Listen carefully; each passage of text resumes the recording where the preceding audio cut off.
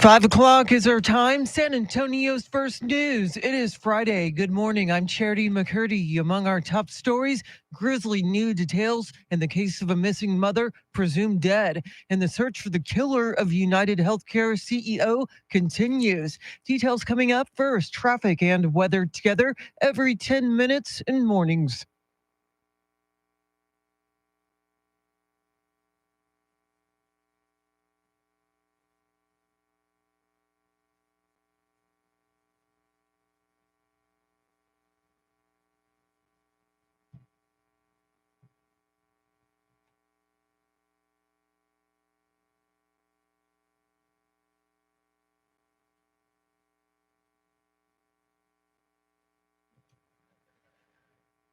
Your Friday forecast: cloudy, slight chance of a shower, a high in the low 50s. Tonight's low near 45. Right now, 50 degrees. Key nominees for the next Trump administration have been meeting with lawmakers on Capitol Hill. Fox's Kristen Goodwin has an update. Elon Musk and Vivek Ramaswamy, the leaders of the new Department of Government Efficiency, or DOGE, joining senators Thursday to discuss ways to make federal agencies more effective. Well, good morning, everybody. Let's hope that we can stay up today. Yeah, we crashed yesterday, and Andrew Zimmel couldn't get it back up. He could not get it back up. He needed some help, and unfortunately, there was no help there. No little blue pills hanging around here. Yeah. Nita? Over here? Thank you, Neanderthal, for taking the day off. Let's put him someplace else. Yeah. Middays sound good to me. Middays sound fantastic. Good morning, Travis. How are you? I'm not seeing the feed. Okay, there it is. Friday Luya to you, everybody. Woo! Remember, okay, that's all I'll do. I normally write it on my. Yeah, I know. I know. It's amazing that one little cartridge shuts down everything. I did have fun at the party yesterday, Kemper. Me and Charity, we had a good time. I don't know about everybody else, but we had a good time. Good morning, Sam, Tommy, Travis, Kemper, Rooster. Rooster in the morning says a cock-a-doodle-doo. Tommy, did I say Tommy? Yes, I think I said Tommy. I think that's everybody. Everybody? All right, I need my pens. I don't know what for. Well, I know, just kidding, dude. Write on blank pieces of paper, write myself some notes.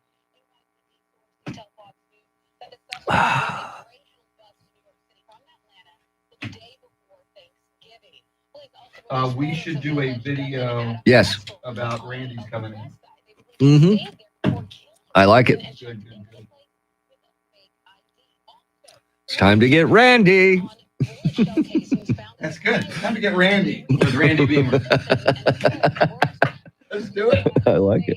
At 8 o'clock, it's time to get Randy. It's Randy time. I don't know about you, Chris, but at 8 o'clock, I feel a little Randy. I think we're all going to get Randy. Woo!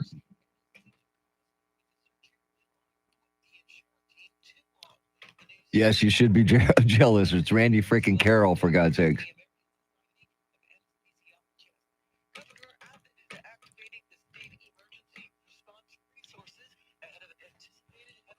All right. Yeah, tomorrow, lots of rain. I love it. I love it.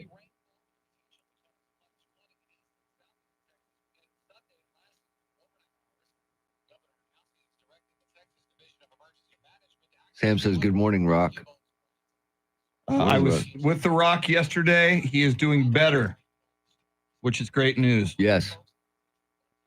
Oh, he's on here. Good Is he morning, on here? Steve Get out. DeRocco. Hey, what's up, buddy? Steve DeRocco live from the hospital. Unbelievable. That is awesome, man. You must be feeling a lot better. Rock, great news overnight. I got your text. I was going to text you at a reasonable hour. See, But, prayers do work. Amen.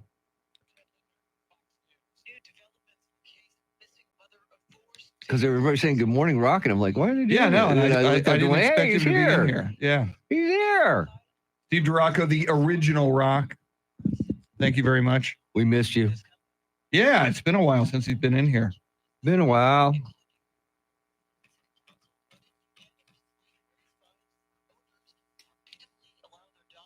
So if you sit with him in the hospital all night, are you rocking around the clock? You would be rocking round the clock.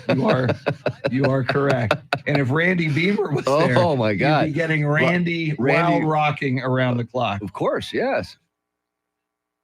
Or you maybe rock Randy around the clock. Wow. I don't know.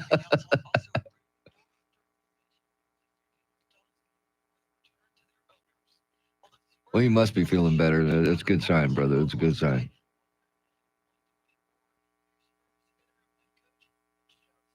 Hey, you got interim head coach. Did you tell her? Mm-hmm.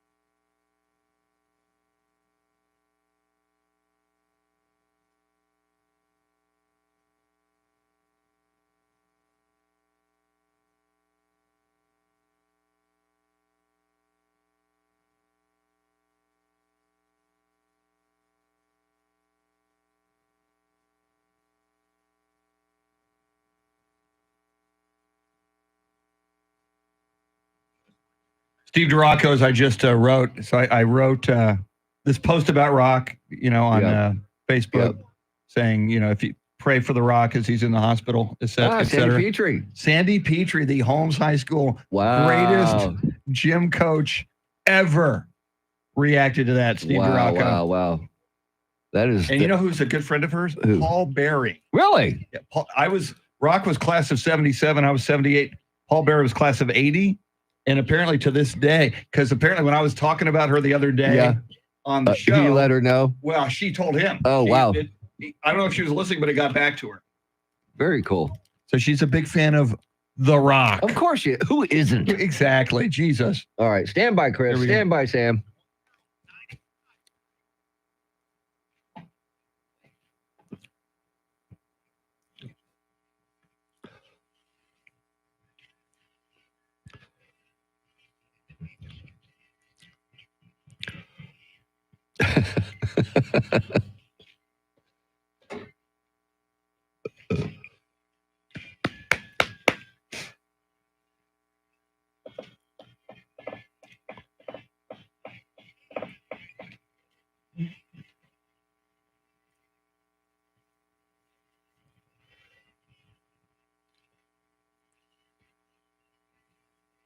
Welcome into this beautiful day, the 6th day of December 2024. 19 days until Christmas, 45 days until Inauguration Day, 65 days until Super Bowl 59, and 196 days until Mr. T and I welcome the first day of summer 2025. Now, those are all very, very important days. However, there's something about today that is very big because today is the day we've been working toward all week. Charity has made it. Mr. T has made it. EJ, Andrew Zimmel has made it. You made it. I made it. Today is Friday. Woo! Oh, Friday-luya.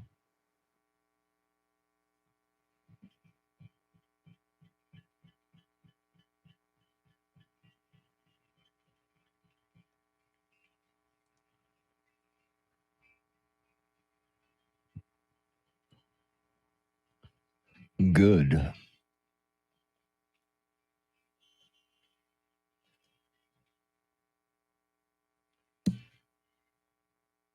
Wake up the neighbors. Go ahead and let the dogs out. Who?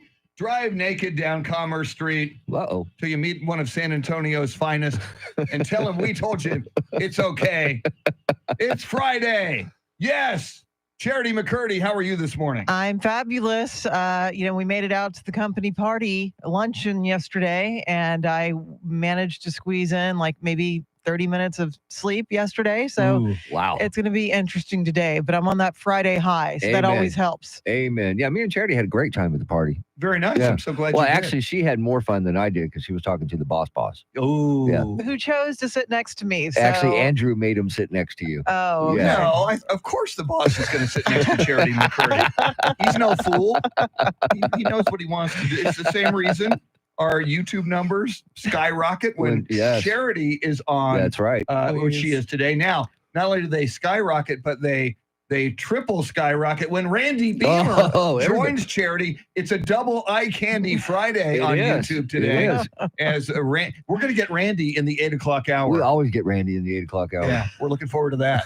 I think all of us are going to get Randy. The whole city will be If Randy. anybody watching YouTube's going to get Randy, of course, in the 8 o'clock hour. He has that effect. He does. Yes, he does. I'm getting hot in here. It is before we go to traffic and weather, it's a Red Friday. If you're on YouTube right now, you will see we are all wearing red. Why do we do that, Charity? To remember everyone deployed until they all come home. We are officially Military City, USA, so we got to represent. And a special shout out to somebody on our YouTube stream this morning, Steve DeRocco, The Rock, Yay! live from the hospital, Steve. is checking in with us. How's the Jell-O, Steve? The Jell-O is fabulous, I think. Oh, and his nurse showed him where the Jell-O was hidden. They took him on. They took him on a walk around the floor. Yeah, because you got to get up and move around. And the nurse said, "Hey, here's where we hide the Jell-O." Oh, She must like him. Yeah, but The Rock is feeling much, much better, which is great news. That is So really, glad. A lot really of people good have been news. praying for him, including me and all of us. mhm. So very, very cool. Let's get this Friday party started with traffic and weather together.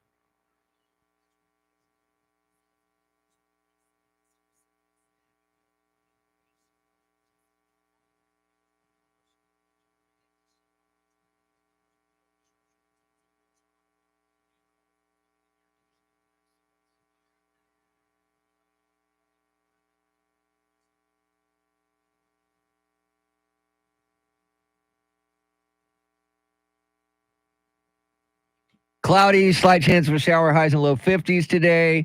Tomorrow, showers in the morning, then cloudy in the afternoon, highs 50. And then on Sunday, mostly cloudy, highs in the mid 60s. It is 47 degrees in Floresville, Texas, 48 in Alamo Heights, and 48 right here at the Radio Ranch. WOAI News Time, 5:15. San Antonio's first news. Charity McCurdy, Mr. T, Tim Merriman.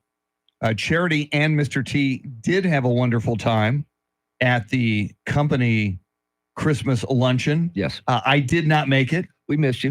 Something came up and I couldn't make it, and I feel really, really bad. Did it live up to everything you had hoped? Charity, were our concerns about what can go wrong warranted? What was the experience? It was positive all the way around. Everything from the company to the food.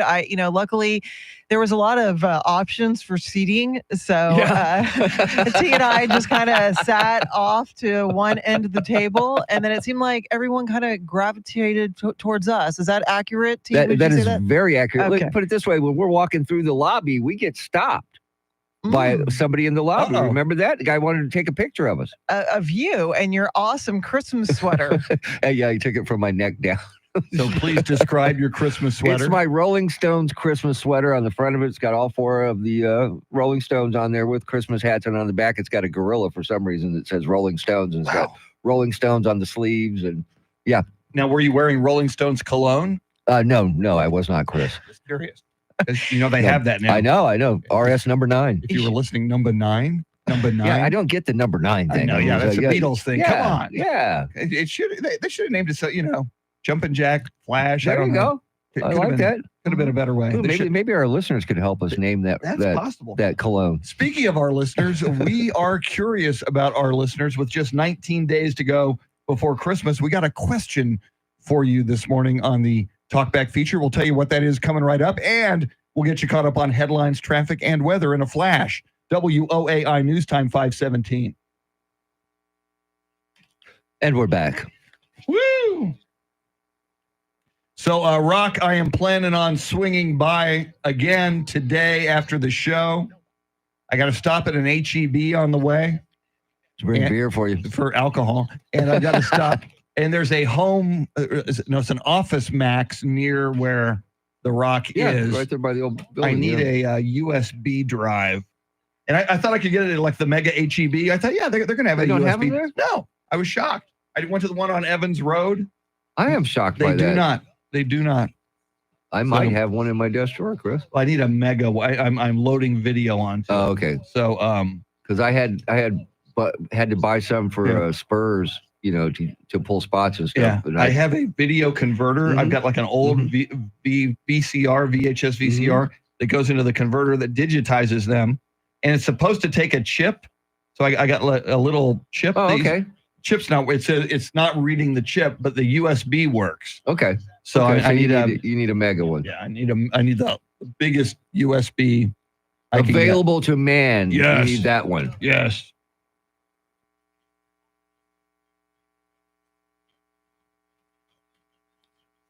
Why are you wearing that 49ers thing, man? Come on. Oh, God. Dude, you're killing me, man. Colin Cowherd, I saw yesterday. I actually saw it on Instagram this morning. Apparently, the Bears are thinking about Kyle Shanahan. They're interested in him.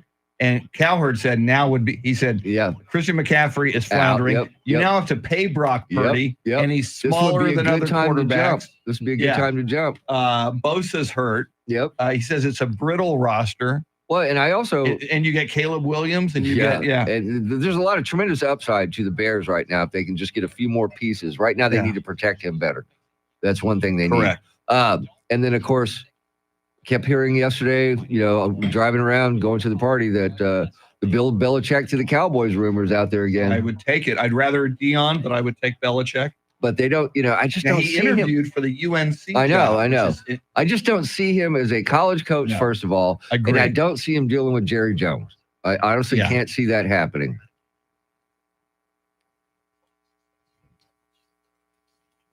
Hello.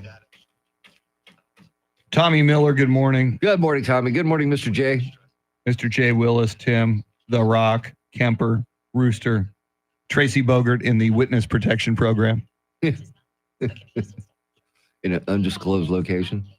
Heavily fortified. Alongside Dick and Liz Cheney.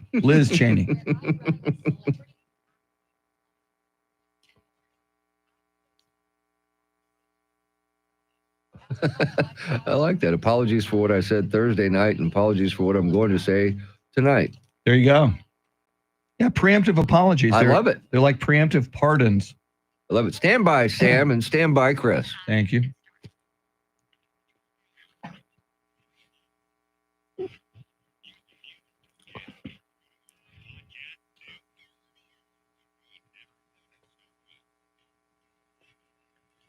Just ahead of headlines, traffic and weather together, and with just 19 days.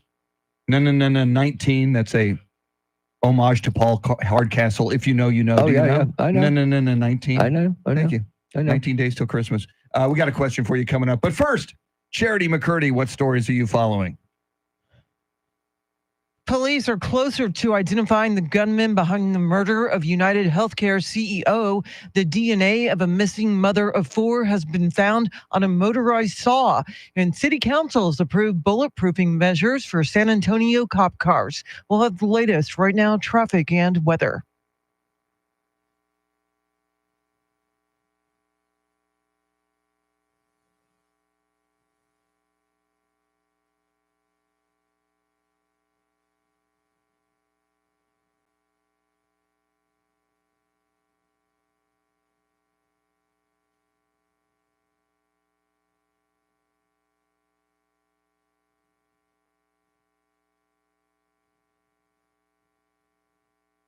It looks like we're going to get cool and maybe see some rain over the weekend. How much and when? We welcome in News 4 San Antonio meteorologist Jeanette Kaye. Good morning, Jeanette.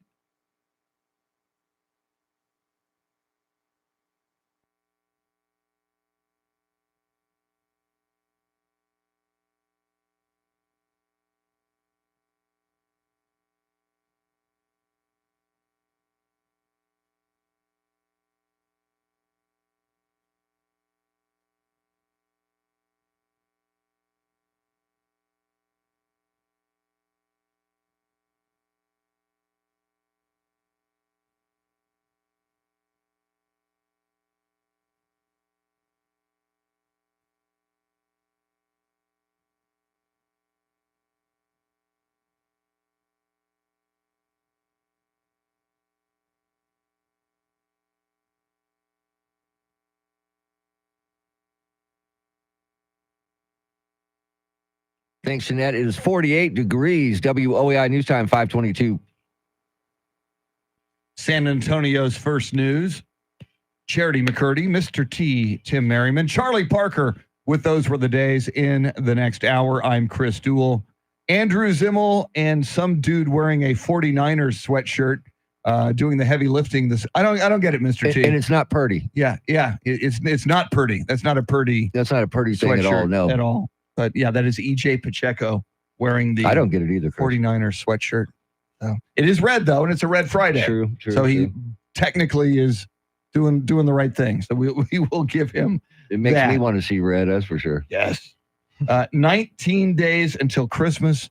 Charity, you had the question for our listeners this morning. What might it be? Where are you on your Christmas shopping? Are you done? Are you close to being done? Or are you like Chris Duell and you haven't even started? That's what we want to know. Not a dang thing shopped for yet. Nothing. I got nothing. I'm almost done. I'm halfway there. I love Amazon. I really do. I do love Amazon. It's great. And I told you guys, we go to bed early because we wake up early. Yeah. So I go to bed about 7 o'clock at night. So about 9:30 last night, I'm in bed, fast asleep, which is rare. Yeah. And ding dong, doorbell. It's an Amazon delivery at 9:30 at night. Ringing my doorbell. Wow. Waking me up. First world problems. That I is, know. exactly. So Charity. All right, Charity, you have done your Christmas shopping? I'm halfway done. Halfway done. Mr. T, how much? I've got almost all of it done. I need a couple more things and I'm done. I hate you. I do. See, only in that. Well, it's the advantage of having arena. A wife that's retired at home. I get home and she starts asking me about this. See, if she wasn't prodding me, I would have done no shopping yet. That's where I am. And so she does. I said, okay, let me get online and I'll start picking out things. I go, okay, I'm done. Good almost. For you. So she do the shopping for you? No, or, no, she just prods me like, have you bought this yet? Have you done? Have you thought about this person yet? Have you thought about that person yet? And it just reminds me that, hey, maybe I should do that. Yes. So I do it. I have not shopped for one Christmas item. Who knows? Maybe I'll start. Charity, how do people let us know where they stand on Christmas? And maybe some Christmas purchasing suggestions as well. The talkback feature on the free iHeartRadio app. You search 1200 WOAI and you look for that red circle. That is the talkback button. You hit it, 30 seconds to provide your feedback. Coming up, there is new imagery and new information about the assailant who killed the CEO in New York City earlier this week. We will walk you through what we know. Charity has all the big headlines at the bottom of the hour. WOAI News Time 525. And we're back. Hey, everybody. We're back. Ooh, a jobs report comes out this morning. Oh, I can't wait.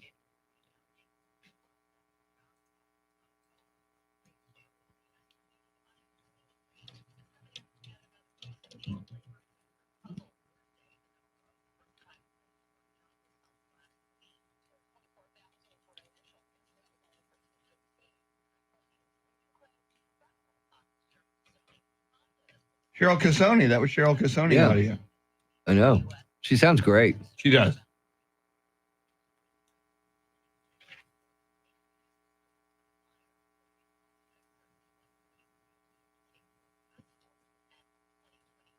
Yeah, I think it's just a matter of time till they catch this dude. I'm predicting today. You think so? Yeah. I think before the weekend's over. Yeah. So today, tomorrow, or Sunday. His picture's out there, and I don't think he's in New York City anymore, though. No. But I don't know where he is. I don't know which way he went. But I would, who knows, man? He could have decided to stay there and lay low. You know, who knows? Yeah.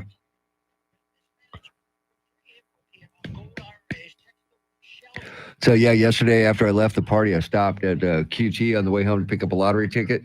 Same thing happened in the hotel. The guy's like, love your sweater, man. Nice. Love your sweater. Where'd you get it? I said, once again, I don't know, man. It was a gift for Christmas. I hate to ask you this. Do you want a picture? He goes, yeah. I said, you're just going to take it from here down? He goes, yeah. So So two pictures on the same two day. pictures on the same Wow. day. Yeah. Wow. Yeah.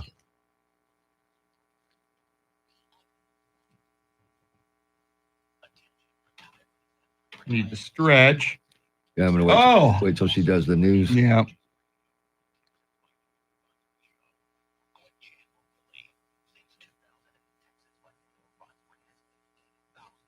Well, that's interesting, Kemper. If you watched Making a Murderer, Yep. which I did, DNA on a saw doesn't seem the slam dunk you would think it would No, be. that's true. That's true. But it does give you a way to get to those people. You know what I mean? Yeah. That there's a. I didn't see your email this morning, Rooster. Hang on. Let me check. Yes, I got it. Hang on. What's up with Rooster? Rooster. Oh, God bless it. I don't want to do that.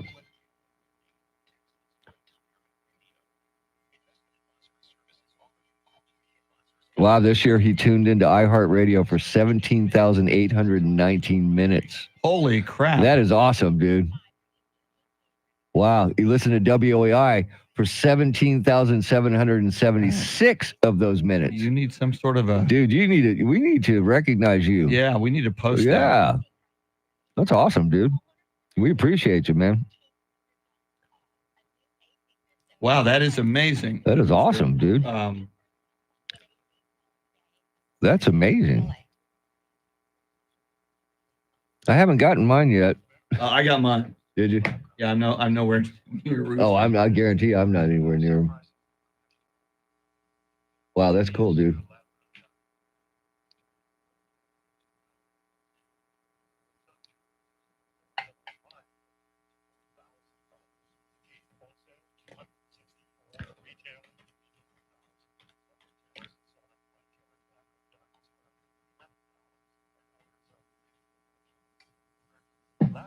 Pretty obnoxious Santa. I can't stand him, dude. I can't stand him.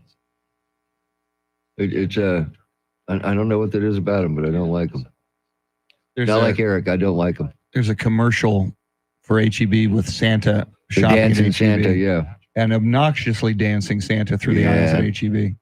I don't Yeah. like him I don't like shaking him. his hips. And, No. come on.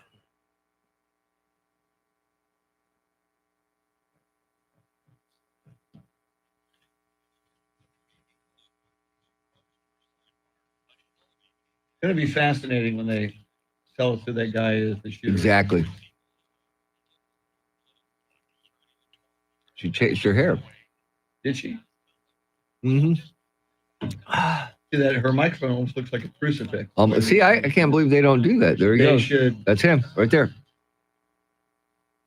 So, I mean, there's cameras all over New York City. Right. So if you've got this camera at this time, You can follow find it to another the one next further camera. down. 'Cause- Yeah. There's, I don't a,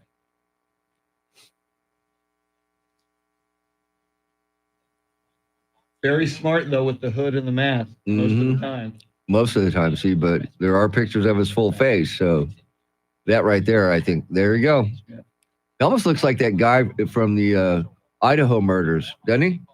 Yeah. Kohlberg? Yeah.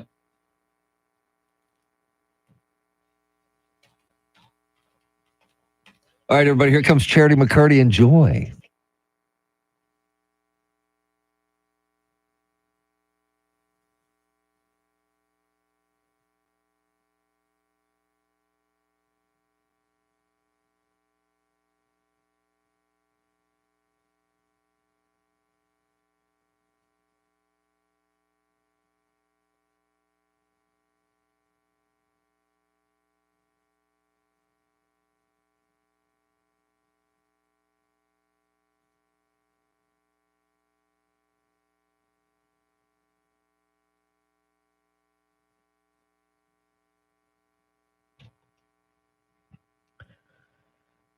.31 is our time. San Antonio's first news. It is Friday. Good morning. I'm Charity McCurdy. Among our top stories, police appear closer to identifying the gunman behind the murder of United Healthcare CEO, and new evidence suggests a missing mother of four is dead.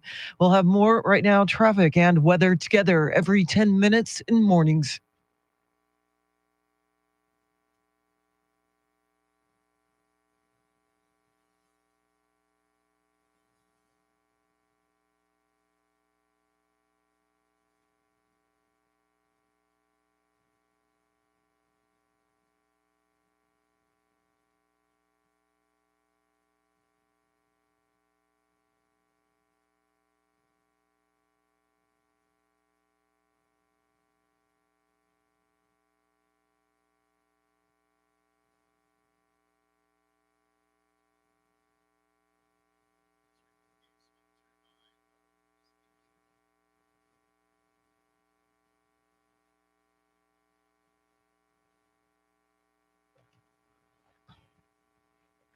Your Friday forecast: cloudy, slight chance of rain, a high in the low 50s. Tonight's low near 45. Right now, 50 degrees.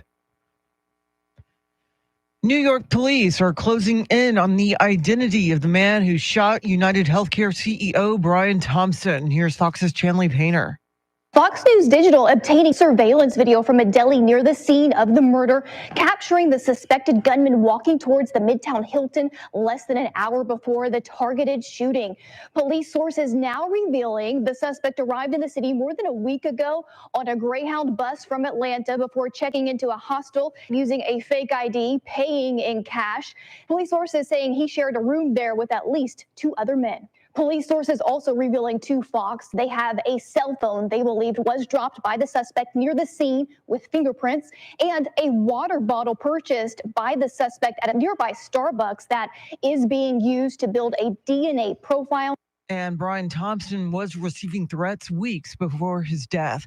It was another day of Defense Secretary nominee Pete Hegseth making the rounds on Capitol Hill in an effort to earn votes before he's vetted. Speaking to reporters, he was once again forced to address allegations of sexual assault and heavy drinking. I'm a different man than I was years ago. And that's a redemption story that I think a lot of Americans appreciate. And I know from fellow vets that I've spent time with, they resonate with that as well. And the military vet and Fox News co-host said in an interview with Megyn Kelly he doesn't have a drinking problem and will not drink a drop of alcohol if he's confirmed to lead the Pentagon. Fox Nation hosted its annual Patriot Awards honoring military veterans, first responders, and other everyday American heroes. This year, President-elect Donald Trump received the honorary Patriot of the Year. I just want to thank, this is a fantastic group of people. This is a fantastic turnout. This is very impressive. And you're my friends. You're my friends, and we're going to be friends with this country. Meantime, Trump's picks to lead the Department of Government Efficiency, Doge, Elon Musk, and Vivek Ramaswamy were on Capitol Hill, where they were grilled by Republican lawmakers about their ambitious goal of cutting $2 trillion from the budget. Tennessee Senator Marsha Blackburn told Fox News about all her Doge acts, which include a demand to get federal employees back to the office. It also calls for a study and a return to work policy to look at what has happened with this remote working. You know, only 1% of the federal employees work 5 days a week. The department might not even get off the ground as Congress would need to vote and fund it. There's new developments in the case of a missing Amos Park mother and her indicted husband who sits in the Bexar County Jail. Eric Lycum has the latest. While the body of missing San Antonio realtor Suzanne Clark Simpson has not been found, her DNA was discovered on a motorized saw blade, which Brad Simpson allegedly tried to hide from cops. The case was moved to Judge Joel Perez's 437th District Court. Motions previously filed by Brad Simpson's attorneys could be heard sooner, including a motion to quash the Bexar County grand jury indictment handed down this week for, quote, being vague, indefinite, and ambiguous, unquote. Simpson's next hearing is Monday. Well, plans to make San Antonio police vehicles safer now have the approval of City Council. Council members passed an ordinance to install ballistic windshields and side panel windows on 180 patrol cars and 30 specialty vehicles in the new year. The upgrades are expected to cost more than $6 million between now and 2027. The city will foot the bill in the first year, but later proposed city budgets will figure out future funding. Well, mankind's return to the moon will take longer than expected. Here's Rory O'Neill. Artemis 1 launched the uncrewed Orion capsule 2 years ago to test the heat shield, but the results weren't perfect. And now NASA Administrator Bill Nelson says Artemis 2 won't be able to fly until April of 2026. And we and our industry and international partners need this time to make sure that the Orion capsule is ready to safely deliver our astronauts to deep space and back to Earth. That means Americans won't walk on the moon again until the middle of 2027 at the earliest. I'm Rory O'Neill. It is 5:37 now with breaking crime news from around the country. Here's Nancy Grace.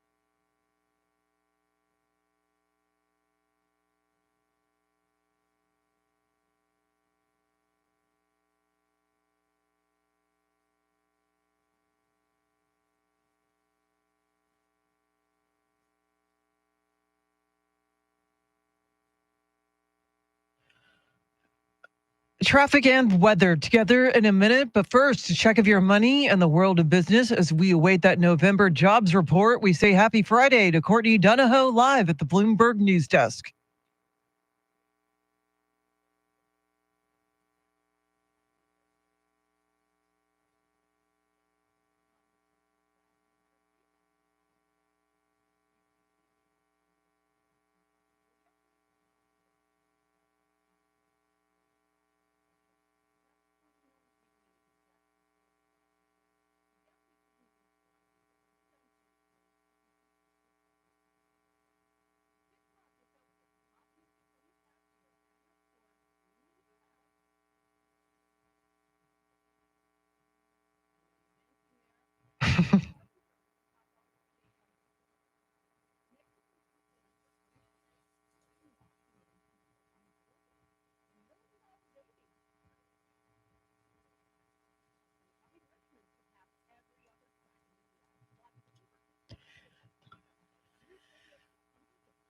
All right, thanks, Courtney. News at the top and bottom of every hour, along with breaking news as it happens. I'm Charity McCurdy. Here's traffic and weather.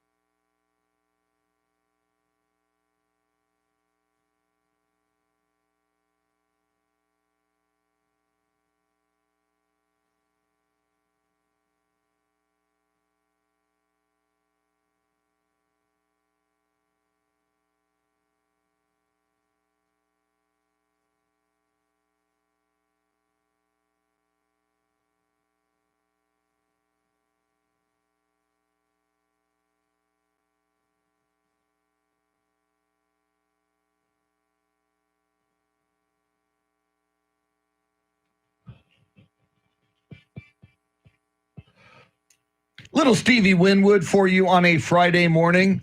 Roll with it. We're going to roll with it all morning, and the investigation rolls on trying to find the shooter who killed United Healthcare CEO Brian Thompson a couple of mornings ago in New York City.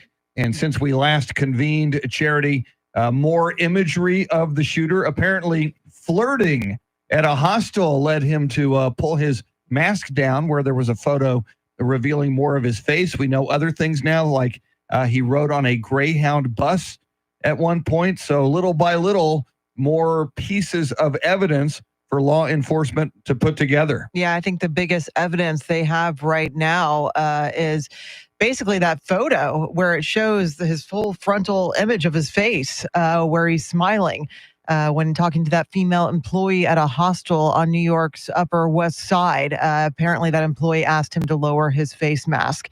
The investigators are also looking at not only video sightings, but a burner phone and a water bottle believed to have been dropped by the gunman when he fled the scene of the shooting, first on foot, then by e-bike. And they're also taking a close look at that ammunition that had the words "depose" and "delay" written on them, looking for fingerprints, but they might have fingerprints on that burner phone as well. So again, it looks like they're closing in on a potential suspect. I don't think it'll be long now that his face is out there that somebody will recognize him. And the fact that he was in New York City, they think since the 24th of November. He took a Greyhound bus from Atlanta to New York and had been in New York since the 24th of November. So there's got to be pictures of him elsewhere if they just, it's a lot of video footage to go through, but they kind of have a general area where he was, so they can look back as far as they can and see if they might find a little bit more info on him. I think they're going to find a lot more. Yeah.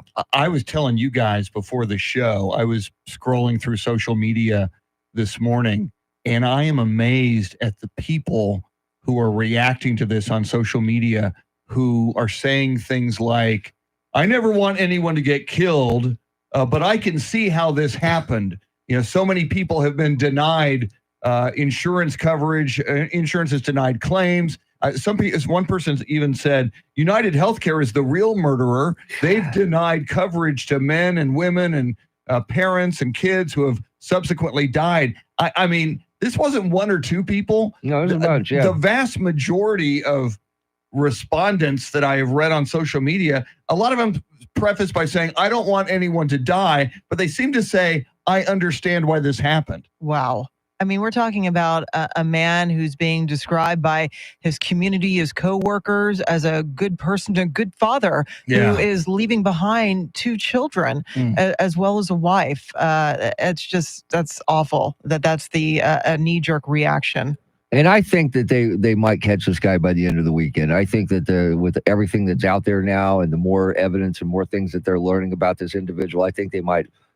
I'm hoping that they will. I got a feeling it's today. Okay. I could be real wrong. I hope you're right. We're going to talk about a completely different story, obviously, but we're going to talk about the latest development in the Suzanne Simpson case. Obviously, that's a body that has still not been found. And a lot of people thought the way that apparently went down, that they would find it sooner. So, I mean, you never know, but we will certainly stay on this story. If there's more developments this morning, of course, we will bring those to you immediately. Lots more coming up, including Flashback. We will go back in time. You can try to figure out what year we land in. We'll try to figure it out as well. WOAI News Time, 5:45.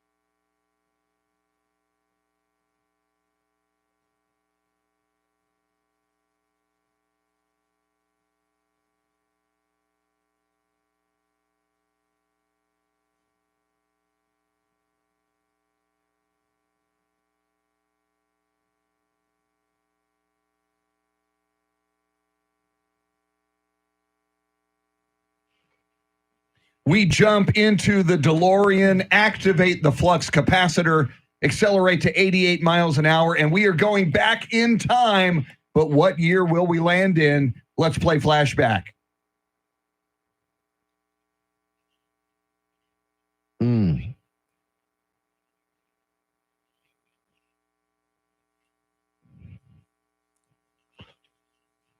Ding.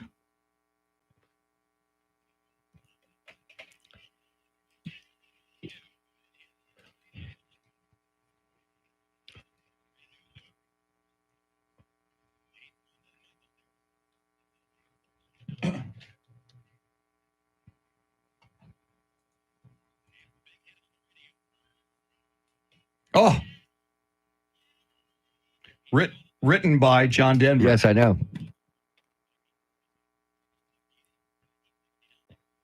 This is easy for all of us. I think Apollo so. 12, a couple of months after I'm going to go Apollo with 11. 69, Chris. 69, Yeah. Pete Conrad and Alan Bean landing on the moon with Apollo 12. Charity, you agree? Oh, yeah. Let's go. 1969.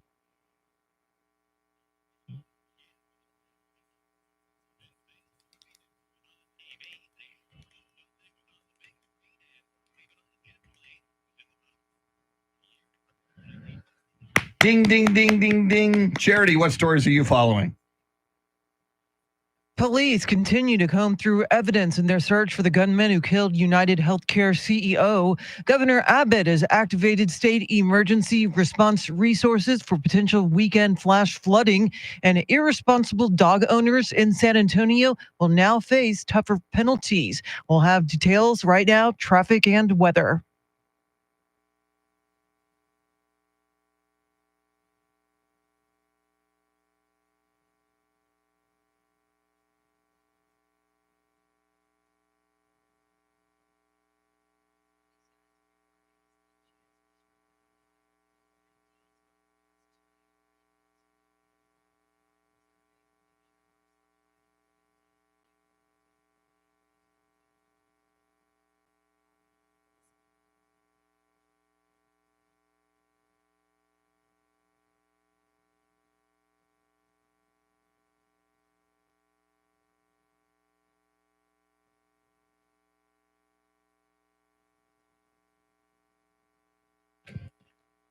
Cloudy skies today, slight chance of a shower, highs in the low 50s. Tomorrow, showers in the morning, then cloudy in the afternoon, highs 50. Overnight lows tomorrow in the upper 40s. Sunday, mostly cloudy, highs in mid 60s.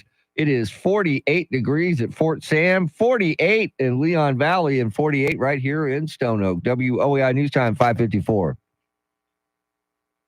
San Antonio's first news. That is Mr. T, Tim Merriman. She's Charity McCurdy. I'm Chris Toole. Charlie Parker with Those Were the Days coming up in the next hour. Randy Beamer in the 8 o'clock hour in studio. That means it's a double eye candy Friday on YouTube. If you're watching our YouTube stream, search 1200 WOAI on YouTube. I have a question. Do we have any more tape so we can change the camera for him? I see the roll of tape. Okay. Yes, we do. Okay, good. These are studios of the future. I know. High Yes. tech. Nothing but high tech here. High tech. If you know, you know. And if you don't know, You'll know. God bless you. So you're lucky. Charity, it was your question this morning. We've been asking this morning, where do you stand on your Christmas shopping? Do you got it all done? Do you have some of it? Are you like me? Have you done nothing yet? And do you have any helpful hints for Christmas shopping? I will give one out. I used to do this all the time, Charity. My helpful hint for Christmas shopping, this is before I totally became addicted to Amazon like Mr. T and you. I would go to Walmart at midnight on the 23rd of December. There'd be almost nobody in there. And I could just, with my little shopping cart up and down, they have everything. They They do. got toys, they got books, they got CDs, they got clothes, whatever you're looking for. And I would just load up the cart, be in and out of there in 20 minutes, and have my entire Christmas shopping done in 20 minutes or less. So that's my helpful hint. Nothing wrong with that. Yeah. No. So how do people get in touch with us? The free iHeartRadio app. You search 1200 WOAI and you look for a red circle. That is the talkback feature we are constantly promoting. You hit it, you got 30 seconds to sound off. And you'll sound like this. Good morning, y'all. It's Danny in Pipe Creek. It's a chilly 46 degrees here in Pipe Creek. I'm calling about the Christmas shopping. I have not started, but I do have a plan, and hopefully I'm going to get started today. Hopefully it won't be crowded because of the weather. And yeah, it'll all be good. Have a great weekend. Yeah, Danny says, hopefully it won't be crowded. See, and that's why I love Amazon. Amen. The older I get, the more I crowds and having to wait in line. Mhm. You know, I'll often get people books. So I'll go to Barnes & Noble, like one of the last bookstores open. I know. Other than maybe half-price books. But around Christmas time, you go to Barnes & Noble, and that line snakes like 3 rows back. And it's one thing to fight the crowds, fight parking. Then you have what you want to buy, and then you got to stand in line for a long time. Yeah, time is money. I do Ding. not like to wait in line either, and I tend to take like notes throughout the year if someone says something about something they want or like, so that way I don't have to have this last minute scramble. What do I get this person? So Man, I that's try a to do great that. idea. That's a great idea. See that she's got that kind of mind. Yeah, see, I don't. I just go, hey, I wonder what they would like. Yeah. You know what? I would like for them to have this. Yeah, I go. That's how I look at it. I'm in Walmart. It's midnight. He's getting this. And he's going to love That's it. what he's going to get. I like this for myself, so I'll get it for them. You know, See, that that's kind a of good way to used to look at be- it. Yeah. I used to, when I was younger in my 20s, buy someone something you would like for yourself because you can always borrow it. That's thinking it. That's forward thinking. I was a little more selfish in my 20s. I'm a little better now. Not much, just a little. Charity with all you need to know at the top of the hour, and at 6:10 we will dive into the latest, and it's a gruesome development in the Suzanne Simpson case. WOAI News Time 5:58.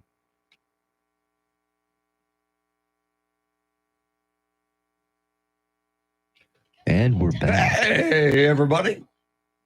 God boarding. God boarding, everybody.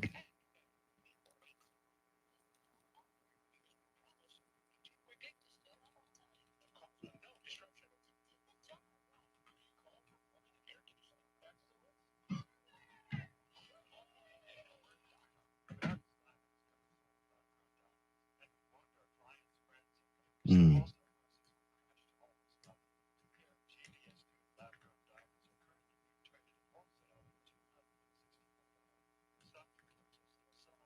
Connie and Sika, The Rock was in here earlier. He's doing much better. Yes. Much, much better. He's responding to the treatment they're giving him, and there was a big concern about that, if that was going to work. It's working right now, and in fact, he just texted me. I'm texting him back. He's going to get some more results this morning that are hopefully beautiful, going to be beautiful, good. beautiful.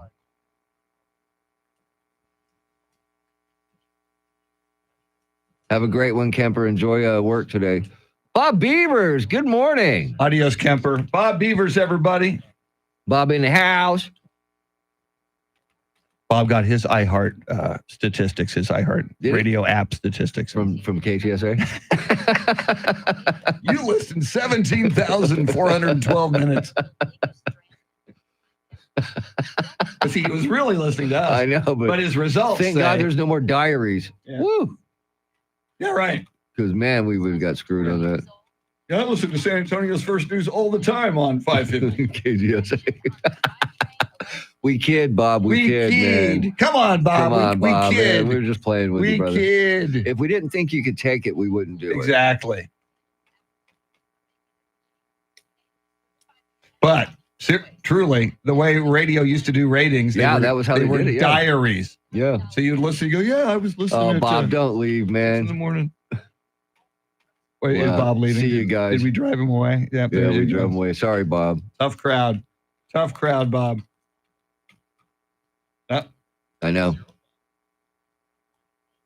I hope that someone in prison decides Travis to exercise some justice. Tim. Bill can handle it. Bob, come on, man. Don't leave. Say it ain't so, Bob. Say it ain't so.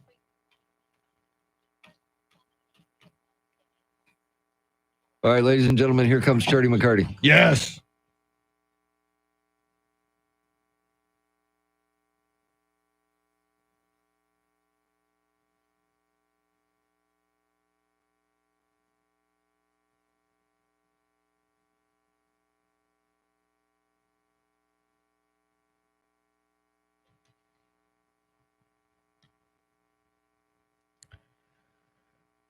.01 is our time. San Antonio's first news. It is Friday. Good morning. I'm Charity McCurdy. Among our top stories, grisly new details in the case of a missing mother, and the search continues for the killer of United Healthcare CEO. First, traffic and weather together every 10 minutes in mornings.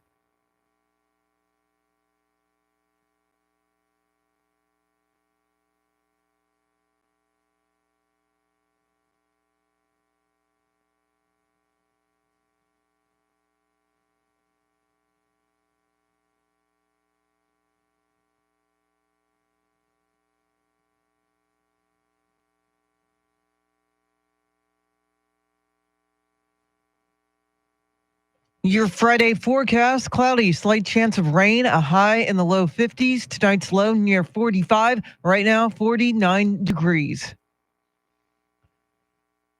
Well, President-elect Trump has announced more nominations for his administration. Fox's Bill Malugin has details. Trump announced he is picking Rodney Scott as Customs and Border Protection Commissioner. Scott served as Border Patrol chief in Trump's first administration and then for the first part of the Biden administration until he was pushed out. And he's been an extremely vocal critic of Biden's open border policies ever since then. Trump also announcing he's selecting David Sachs to be his artificial intelligence and crypto czar. That's a move seen very friendly to the crypto world. He's going to be in charge of guiding White House policy on crypto and AI, which Trump says the U.S. should lead the entire world on in both areas. A number of Trump cabinet nominees are meeting with Republican lawmakers on Capitol Hill this week, including Defense Secretary nominee Pete Hegseth, who's embroiled in multiple misconduct allegations. I'm proud to be here.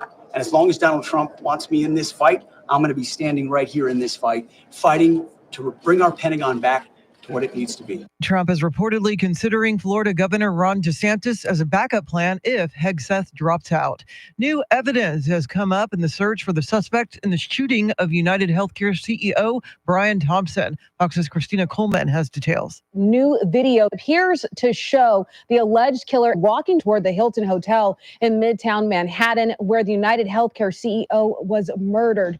NYPD sources tell Fox News that the suspect rode a Greyhound bus to New York City from Atlanta the day before Thanksgiving. Police also released photos of the alleged gunman at a hostel on the Upper West Side. They believe he stayed there before killing Thompson and checked into the place with a fake ID. Also, 3 words were written on bullet shell casings found at the crime scene. They read, deny, defend, and depose, words used to describe ways insurers try to avoid paying claims. Thompson allegedly received threats before the shooting. Anthem Blue Cross Blue Shield is halting its decision to not cover anesthesia under certain conditions. The insurance company originally announced they would not reimburse anesthesia costs if the surgery went on for what the insurer deemed too long. The news sparked outrage across the internet, as well as with doctors and the American Society of Anesthesiologists. Governor Abbott is activating the state emergency response resources ahead of anticipated heavy rainfall over the weekend. Here's Fox's Ted Linder. The National Weather Service is forecasting heavy rainfall with the potential to cause flash flooding in east and southeast Texas beginning Sunday and lasting into the overnight hours. The governor announcing he's directing the Texas Division of Emergency Management to activate swiftwater rescue boat squads and search and rescue teams help local officials respond throughout the heavy rainfall and storms.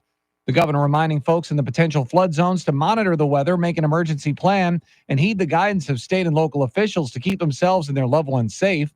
Texans can access flood information at texasflood.org and check road conditions at drivetexas.org, as well as locate flood safety information at texasready.org. Ted Lindner, Fox News. New developments in the case of missing mother of 4, Suzanne Clark Simpson. Authorities informed family members that Suzanne's DNA has been identified on a motorized handsaw, which her husband, Brad Simpson, attempted to hide. It comes after Brad Simpson was indicted on multiple charges this week, including murder. It is 6:05. The Spurs fell to the Chicago Bulls at home last night. The voice of the Spurs, Bill Schoening, has more in today's Spurs Report.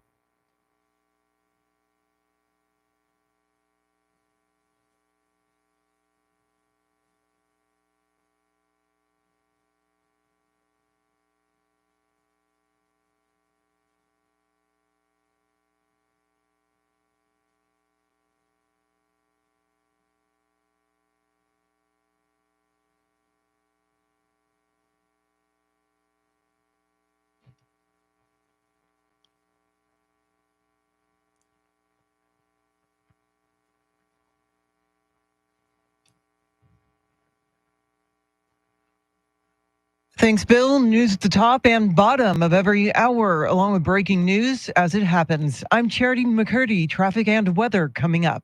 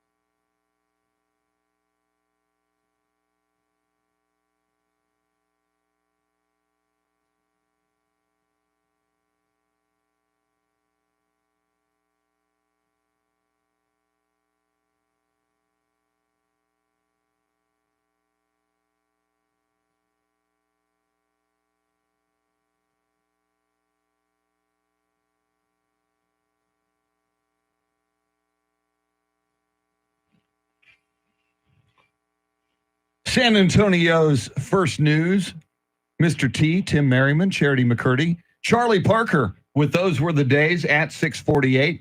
I'm Chris Duell.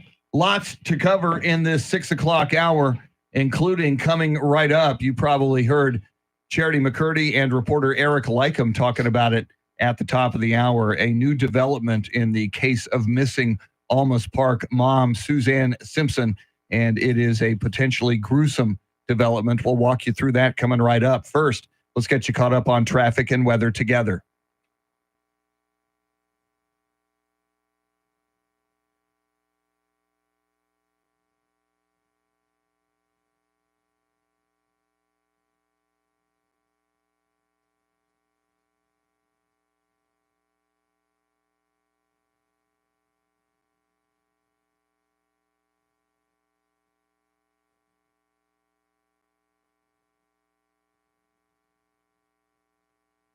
Cloudy skies today, slight chance of a shower, highs in low 50s. Tomorrow, showers in the morning, cloudy in the afternoon, highs 50. Sunday, mostly cloudy, highs in the mid 60s.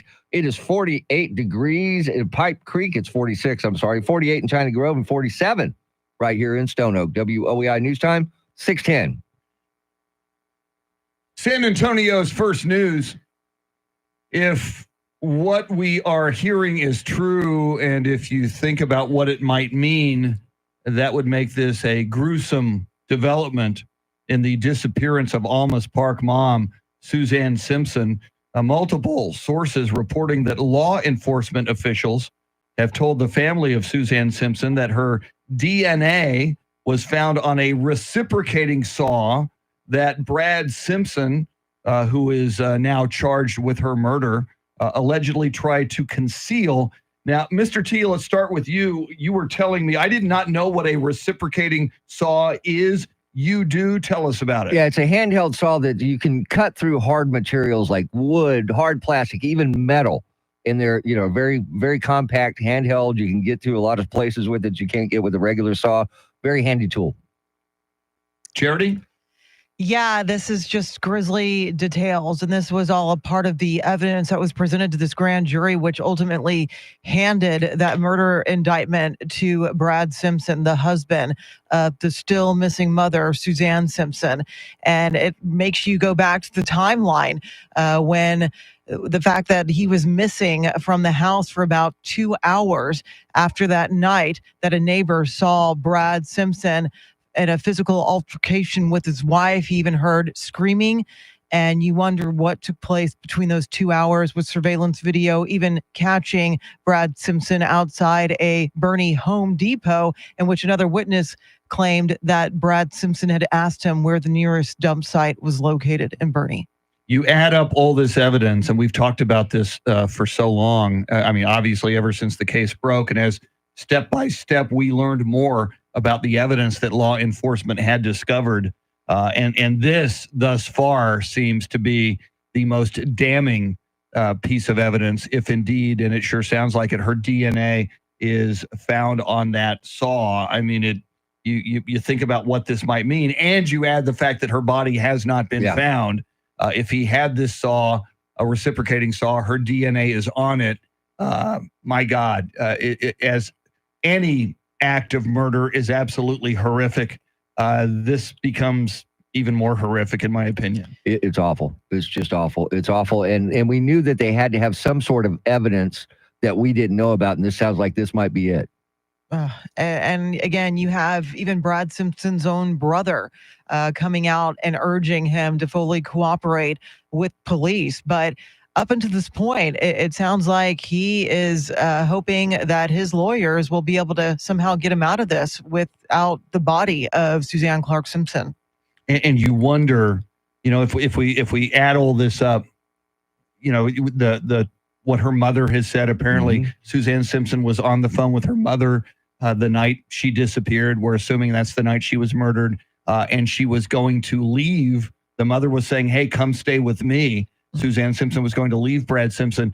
I've heard law enforcement say so many times, and I've heard from my wife, who is an attorney, that often when a violent spouse, most often the vast majority, it's the male in this case who acts out violently in a situation like this. Not always. Sometimes women do. but it often happens when someone is going to leave the relationship. When someone is very controlling and that other spouse has finally had enough, and maybe it's been a violent relationship for a number of years, and finally that spouse says, I'm out, I'm leaving. That's often when something like this happens. It's heartbreaking because, again, you think about the children, 4 children as young as 5, being the youngest, who witnessed physical abuse between the father and her mother. And it's so sad that she ultimately reported that to her teacher, school administrators. And that is just on top of all the other evidence stacked up against Brad Simpson in this murder case. Yeah, and domestic violence is just an awful, awful situation. And if you know anybody that's in that situation, try to get them some help. Do everything you can to help them, Amen. to support them, and to help them get out of that relationship. Because often, if someone is an abuser, that person often does not change. Nope. Even though, and we've heard this so many times, a man will be violent to a woman and say, oh, honey, I'm so sorry. That's the last time. It will never happen again. And quite often, it does happen again. And sometimes it gets worse and worse.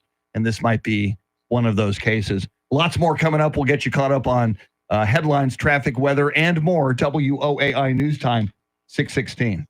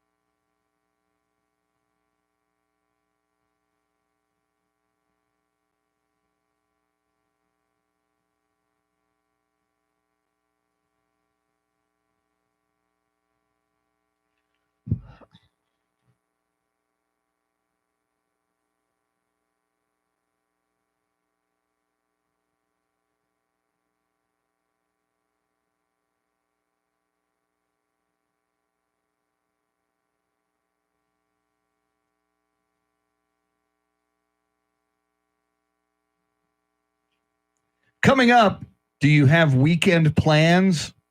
I hope they're indoors. We'll talk about the weather coming up. But first, Charity McCurdy, what stories are you following? The manhunt continues for the suspect accused of killing the CEO of the country's largest health insurance company on the streets of New York City. The Texas lieutenant governor is facing pushback over his plan to ban the sales of all products containing THC. And the first ever Krampus parade in San Antonio drew crowds despite controversy surrounding the event. We'll have details right now, traffic and weather.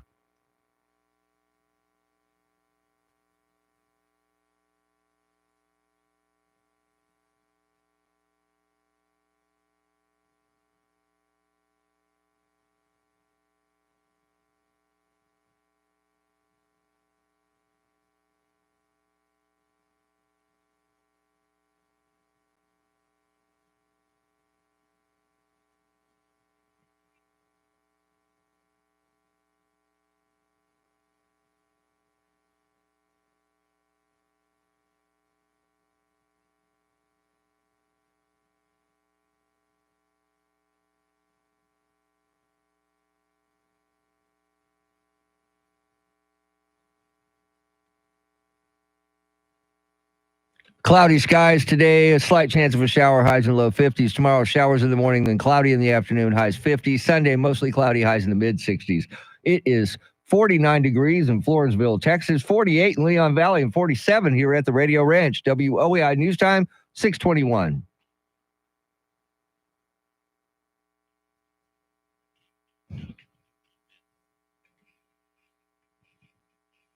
San Antonio's first news. Charity McCurdy, Mr. T, I'm Chris. Charlie Parker with Those Were the Days coming up at 6:48. Don't forget, Randy Beamer in the 8 o'clock hour in studio. We've been looking toward the weekend weather forecast throughout the week because we really like the weekend and we like to figure out what we're going to do on the weekend. And Charity, I'm looking at the Weather Channel multi-day forecast, and it's going to be wet probably, but it doesn't look as wet as we thought it would be a couple of days ago. Right now, I'm seeing 24% chance of rain tomorrow and Sunday. The lows in the mid 40s. That's not fun, but how wet do you think the weekend's going to be? Yeah, our rain chances look like they've dropped dramatically. I think it's going to be like what we've been seeing, just like a continuous mist, pretty much. But the biggest chances for rain will be in the morning tomorrow.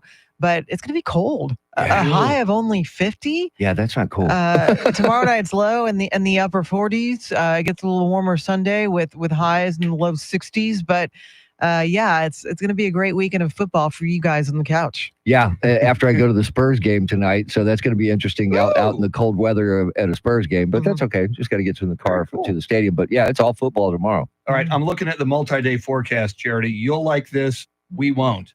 It says Tuesday's low 36 degrees. Whoa. Next Tuesday. Wednesday's low 33 degrees. Oh my gosh. Applying my Holmes High School meteorology, 33 is pretty darn close to freezing. I don't like that. I know. And people don't know how to drive in this kind of weather either, but I think the roads will be dry by then, come Tuesday, Wednesday morning. But yeah, you're going to want to bundle up big time, especially the kids, waiting at the bus stop. That's brutal. Yeah, and Charity, people don't know how to drive in any weather. This is true. It's more heightened when the weather is bad because you get to see more of it, apparently. Mm-hmm. But yeah, look, it's going to be a great day to sit inside and watch football tomorrow with Texas and Georgia at 3 o'clock or 2 o'clock our time. So there you go, 3 o'clock kick. That's a big one. Now, I wonder, is it too early, Charity? We're 19 days away from Christmas, and if the temperature can get down to 33 at one point next week, and if there is kind of some misty, wet stuff, can we pose the question, is there a chance of a white Christmas in San Antonio? I don't know about Christmas. I think usually the white stuff shows up January, February, if we have any chance of getting it. ERCOT's predicting a similar weather pattern to Winter Storm Uri, so you can't rule anything out. See, I remember it was a few years back in Brownsville, they had snow on Christmas Day. That's crazy. Yeah, in Brownsville. Wow. In Brownsville. Yeah, way down there. I'm not a big fan of the snow, but if it happened on Christmas Day, you woke up to it on Christmas morning. If I didn't have to go anywhere, I have no problem. That would be cool. I That would be want cool it for for my Charity's kids. Yes, I want it for my kids. It's all about Yes. the children. And yeah, as long as it's gone by the 26th. Do you want to build a snowman? Yes. I don't know how. You can go over to Charities and her kids will show you how to I'm build sure a they snow. will, yeah, because I don't know how, man. It'd be nice. Being from South Texas, I've never had to build one, so I don't know how. Lots coming up at 6:40. Man, the Trump assassination attempt hearing erupted into a screaming match yesterday. We've got audio. Again, Charlie at 6:48 with Those Were the Days. Charity with all the big stories you need to know about at the bottom of the hour. WOAI News Time, 6:26.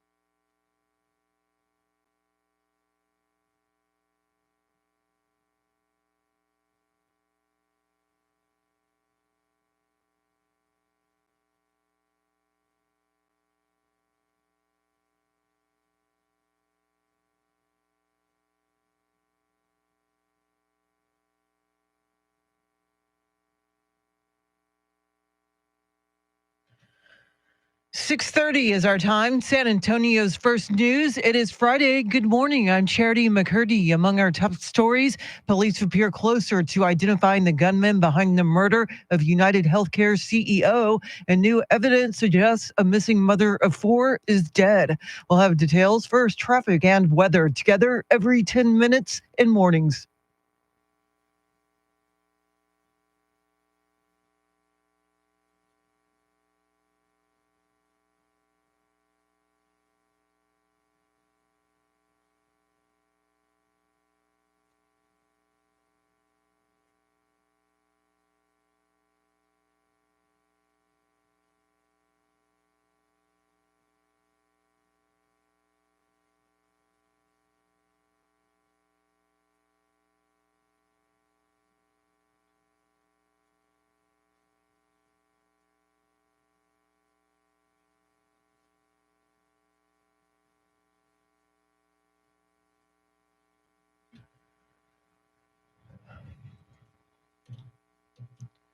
Your Friday forecast, cloudy, slight chance of a shower, a high in the low 50s. Tonight's low near 45, currently 49 degrees. New York police are closing in on the identity of the man who shot United Healthcare CEO Brian Thompson. Here's Fox's Chanley Painter with more. Fox News Digital obtaining surveillance video from a deli near the scene of the murder, capturing the suspected gunman walking towards the Midtown Hilton less than an hour before the targeted shooting. Police sources now revealing the suspect arrived in the city more than a week ago on a Greyhound bus from Atlanta before checking into a hostel using a fake ID, paying in cash.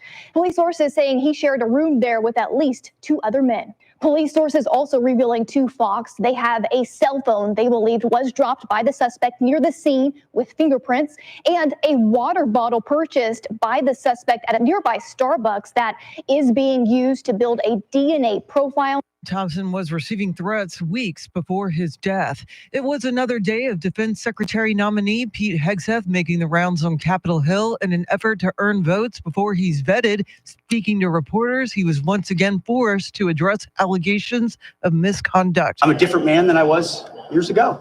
And that's a redemption story that I think a lot of Americans appreciate. And I know from fellow vets that I've spent time with, they resonate with that as well. Hegseth said in an interview with Megyn Kelly he doesn't have a drinking problem and will not drink a drop of alcohol if he's confirmed to lead the Pentagon. Following a heated hearing on the Secret Service, a Senate committee report on the assassination attempt of President-elect Trump is due next week. Colorado Democrat Congressman Jason Crow is part of a task force into the attempts. My job is not to have confidence in the Secret Service. And in fact, my job is not to have confidence in any government agency. My job as a member of Congress is to do oversight, to ask tough questions, to make sure that taxpayer dollars are being effectively used, to make sure the mission of government to serve the American people actually is carried out. Acting Secret Service Director Ronald Rowe told the hearing panel he's made changes to the agency's security practices in light of the Butler, Pennsylvania shooting. There's new development in the case of a missing Almas Park mother and her indicted husband who is sitting in the Bexar County Jail. Eric Lycum has more. While the body of missing San Antonio realtor Suzanne Clark Simpson has not been found, her DNA was discovered on a motorized saw blade, which Brad Simpson allegedly tried to hide from cops. The case was moved to Judge Joel Perez's 437th District Court. Motions previously filed by Brad Simpson's attorneys could be heard sooner, including a motion to quash the Bexar County grand jury indictment handed down this week for, quote, being vague, indefinite, and ambiguous, unquote. Simpson's next hearing is Monday. I'm Eric Lycum. News Radio 1200 WOAI. The Krampus parade happened last night in the King William neighborhood without incident, but not without some controversy. Opponents of the event, including some local Christians, tell News 4 it's just wrong. I do believe the intention of this parade is to bring darkness. We have to protect our children. This demonic agenda is aimed at our children to instill fear and to threaten them in condemnation and saying that if you're bad, that you're going to go to hell. Other parents say it's not as bad as some claim it is. I don't see anything wrong with it. There's the Grinch. Come on, he's scary. So we'll see how this goes with us. And it's the first time that's been here, and I want to see what's all about, you know. I never seen it before. Krampus parades are growing across America, and this was the first one for San Antonio. Sheriff Javier Salazar is detailing a new streamlined process for providing needed medical care to inmates at the Bexar County Jail. Salazar instituted a policy in October that requires officers to take suspects to a hospital for medical screening before booking them into jail. Local police agencies grumbled that they don't have the time or personnel for such a step. Salazar told San Antonio area police chiefs this week that University Health has developed a fast-track process. He says the policy is in response to inmate deaths at the jail. Well, tomorrow marks the 83rd year since the attack on Pearl Harbor. Fox's Jeff Manasso has more on some of the history. December 7th, 1941, Japan attacked Pearl Harbor at Honolulu. Hundreds of aircraft and ships damaged or destroyed, and 2,400 American lives lost in an unprovoked attack that forced President Franklin D. Roosevelt into World War II. No matter how long it may take us to overcome this premeditated invasion, the American people in their righteous might will win through to absolute victory. In 1945, the U.S. dropped 2 nuclear bombs on Hiroshima and Nagasaki, and Japan surrendered. 83 years later, Japan, now considered one of our closest allies. Jeff Manasso, Fox News. It is 6:37. Traffic and weather together in a minute, but first, a check of your money in the world of business. Courtney Donahoe is live at the Bloomberg News Desk.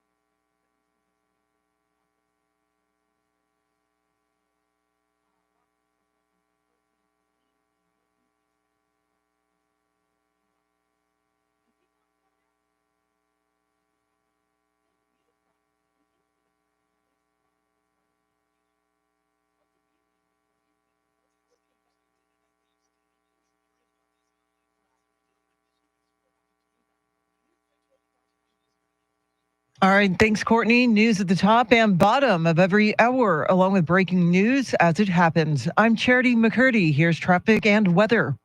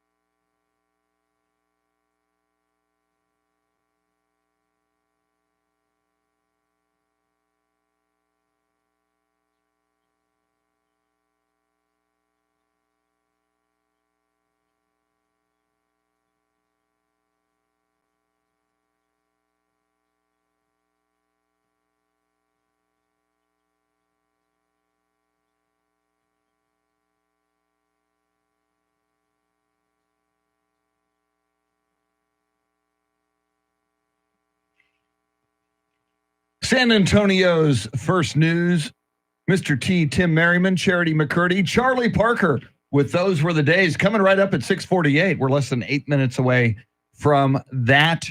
Randy Beamer in the 8 o'clock hour in studio. I'm Chris Duell. And man, oh man, it got heated yesterday at a hearing into the Trump assassination attempt. We're going to play you some audio right now. Fasten your seatbelts. It is a question being asked by Texas Representative Pat Fallon of Secret Service Acting Director Ronald Rowe. Fallon is asking about a photo of Donald Trump at Ground Zero for the 9/11 remembrance in September. Here it is. So actually, Congressman, what you're not seeing is the stack of the detail out of the picture's view. And that is the day where we remember the more than 3,000 people that have died on 9/11.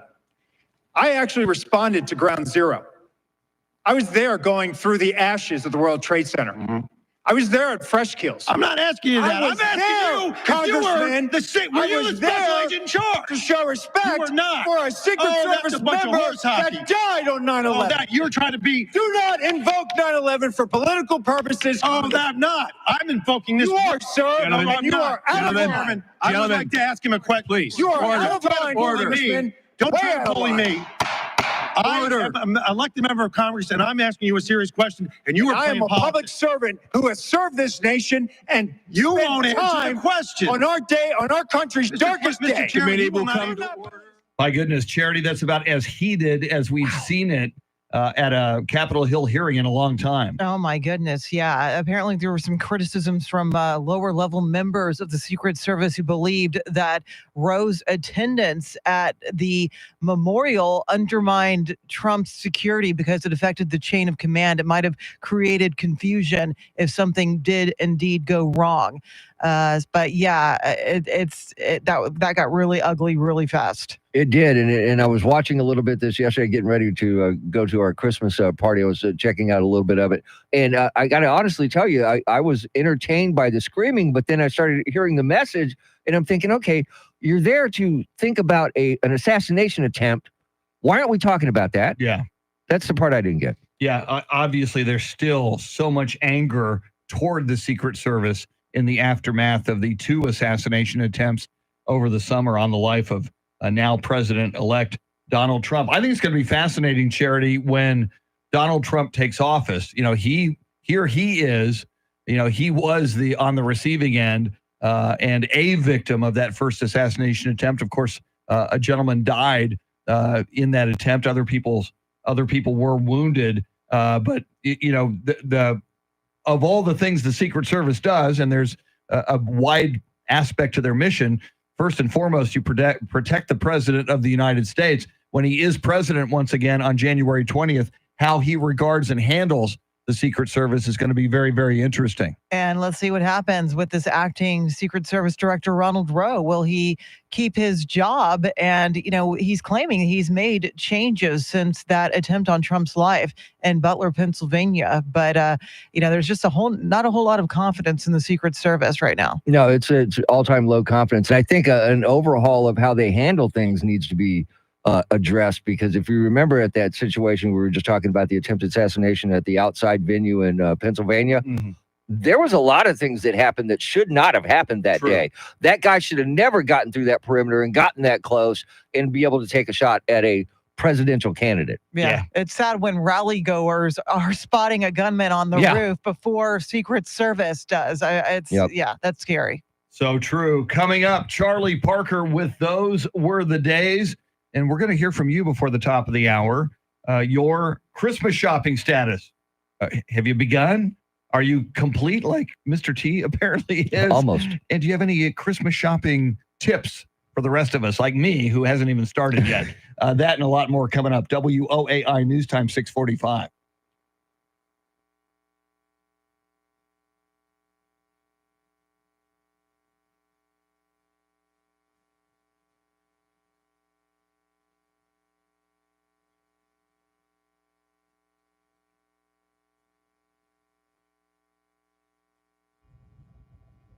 Good morning, WOAI, and happy Red Friday. Yes, Christmas shopping for family is done, usually by October. Friends and coworkers, I just need to stop by the Valero and pick up some scratch-off tickets and complete that. Well, I hope everybody has a great day. Good morning on this chilly Friday. I'm a huge super fan of Christmas and First News, of course. But I make a list early around Thanksgiving of all the people that I love and care for. And it's fun for me to shop and wrap. I do enjoy scratching their name off the list, though. Amazon's a big help. My dad would always wait till December 24th. So you procrastinators, get going. Hey guys, Stephen from Lotto. My son and I are actually going to San Antonio tomorrow to finish shopping for my wife and a couple other relatives. And so that's what we have left. Hey guys, some advice. If your wife or significant other says, no, I don't need anything, I don't want anything for Christmas, in the immortal words of Admiral Akbar, it's a trap. So the lady walks into the store and asks the clerk, can I try on that dress in the window? And the clerk is like, no, you're going to have to use the fitting room like everybody else. Ha ha ha ha.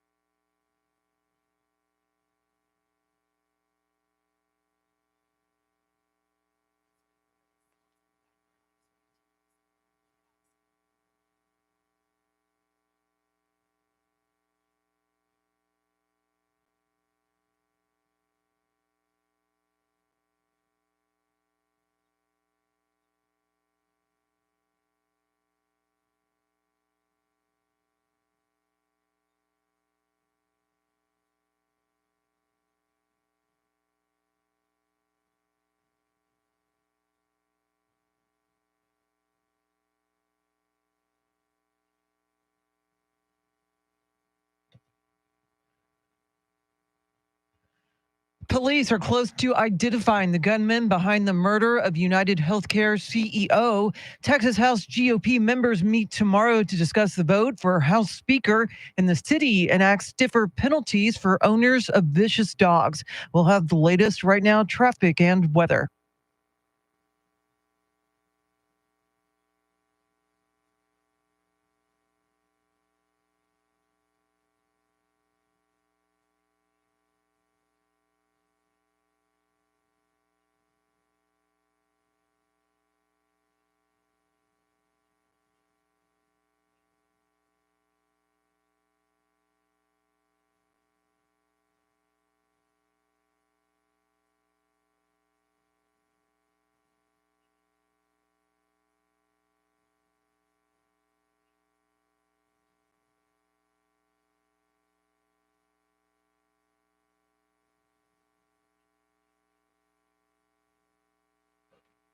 Cloudy skies today, slight chance for shower, highs in the low 50s. Tomorrow, showers in the morning, then cloudy in the afternoon, highs 50. Then on Sunday, mostly cloudy, highs in the mid 60s. It is 48 degrees at Lackland Air Force Base, 48 in China Grove, and 47 right here at the Radio Ranch. WOAI News Time, 6:52. San Antonio's first news, our thanks to Charlie Parker. For those were the days. Coming up at 7:10 in a segment we call Wait Till You Hear This, we will hear President-elect Donald Trump as he accepted the Fox Nation Patriot of the Year award last night. We'll listen in on his comments. But right now, we're going to listen in to you. We've been asking you all morning, what is your Christmas shopping status? Charity, almost done. Mr. T, completely Almost. done and ready. Two things. Two more things to go. Yeah, but that's easy. I haven't bought a thing yet for Christmas, but that's normal for me. I procrastinate. I'm a last minute kind of guy. And along the way, if you've got any helpful hints for us, we would take those as well. Mr. T, what do we have? Here we go. Good morning, WOAI, and happy Red Friday. Yes, Christmas shopping for family is done, typically, usually by October. What? Friends Insane. and coworkers, I just need to stop by the Valero and pick up some scratch-off tickets and complete that. Well, I hope everybody has a great day. Good morning on this chilly Friday. I'm a huge super fan of Christmas and first news, of course. But I make a list early around Thanksgiving of all the people that I love and care for. And it's fun for me to shop and wrap.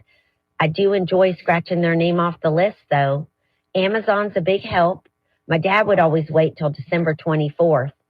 So you procrastinators, get going.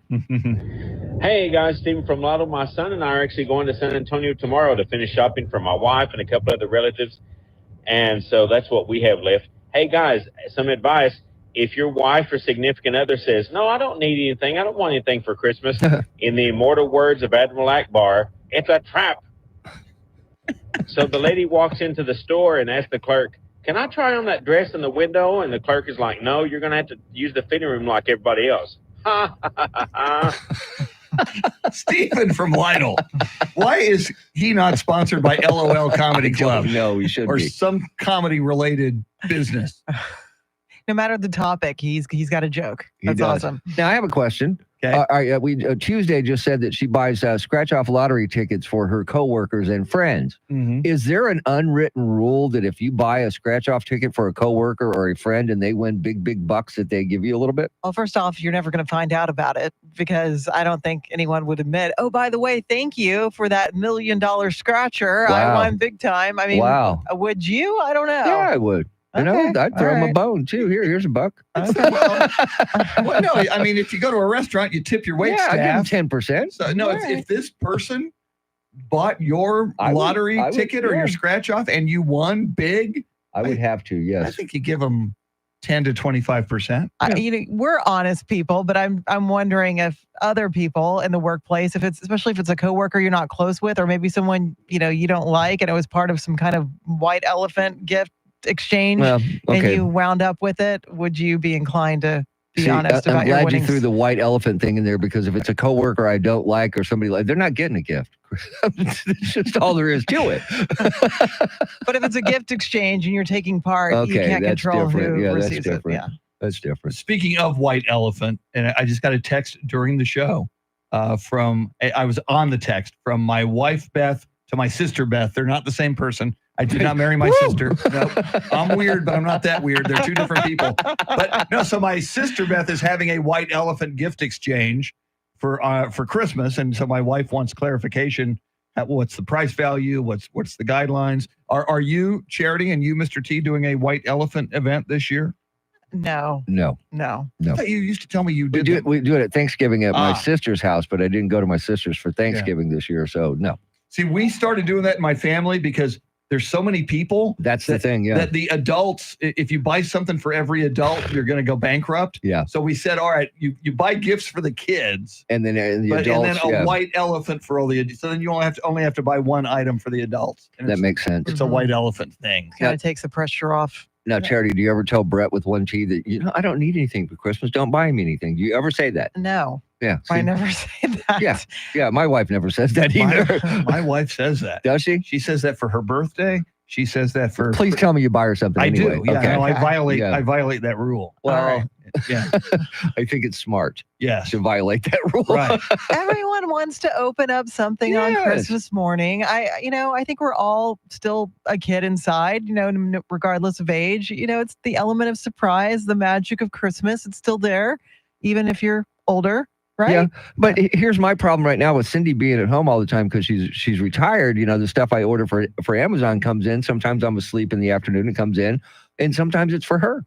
That's a big problem. Yes. Same here. Yeah. So when I get something for Beth, I got to go actually shop for it outside of Amazon. I have to go to a brick and mortar store. Yeah. No, and as I mentioned, I often get people books. I'm a big fan of books. Yeah. So it'll often be a book or something from Barnes and Noble. And on that note, a package showed up yesterday, and I went and picked it up on the porch when I got home from the Christmas luncheon, and it was really heavy. And so I stopped on the back porch and I opened it up. And I'm pretty sure it was for me. Yeah. My wife won't say anything because she said, "Did you look inside there?" And I said, "No, I just opened it." You need to have an agreement ahead of time. Hey, I'm tracking this delivery. Well, I wish she would have said something. Don't you guys share your Amazon account? Can't you see Yes. your order history? That's true. Yes, but I never look too. at that. I don't go back and look at that. But Okay. If it's for me and I saw it, it's a great gift.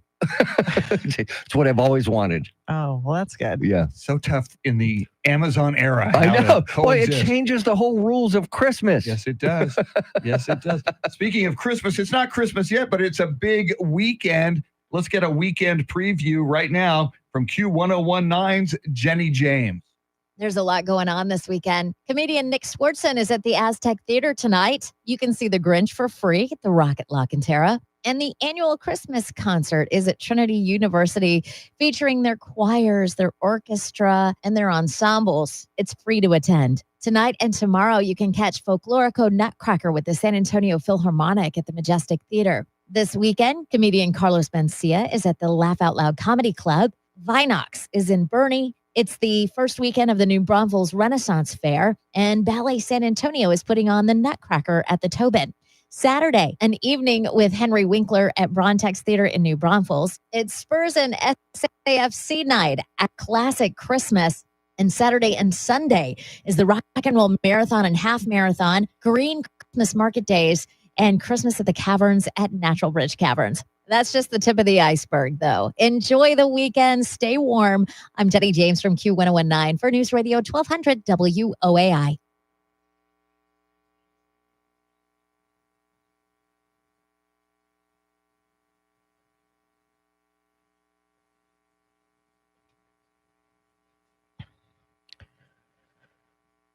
Seven o'clock is our time. San Antonio's first news. It is Friday. Good morning. I'm Charity McCurdy. Among our top stories, grisly new details in the case of a missing mother presumed dead, and the search for the killer of United Healthcare CEO continues. First, traffic and weather together every 10 minutes in mornings.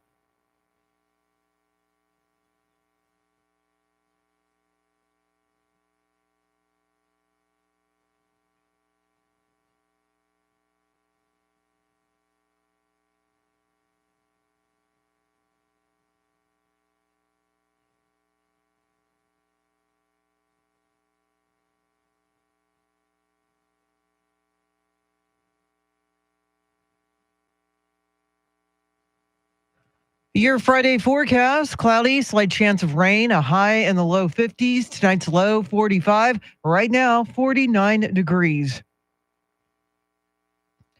Key nominees for the next Trump administration have been meeting with lawmakers on Capitol Hill. Fox's Kristen Goodwin has the latest. Elon Musk and Vivek Ramaswamy, the leaders of the new Department of Government Efficiency, or DOGE, joining senators Thursday to discuss ways to make federal agencies more efficient and plans to trim $2 trillion from the national debt. It's a serious challenge, and we need to stop it and expose what's happening. That's what this effort will be about going forward. There is an enormous amount of waste, fraud, and abuse in the government, and I think everyone knows that intuitively. House Speaker Mike Johnson stressing the agency won't be partisan. Florida Congressman Jared Moskowitz becoming the first Democrat to join the DOGE caucus. But some Democrats are sharing concerns Social Security, Medicare, and the Department of Education will be gutted. Kristen Goodwin, Fox News. New evidence has come up in the search for the suspect in the shooting of United Healthcare CEO Brian Thompson. Fox's Christina Coleman has details. New video appears to show the alleged killer walking toward the Hilton Hotel in Midtown Manhattan, where the United Healthcare CEO was murdered. NYPD sources tell Fox News that the suspect rode a Greyhound bus to New York City from Atlanta the day before Thanksgiving. Police also released photos of the alleged gunman at a hostel on the Upper West Side. They believe he stayed there before killing Thompson and checked into the place with a fake ID. Also, 3 words were written on bullet shell casings found at the crime scene.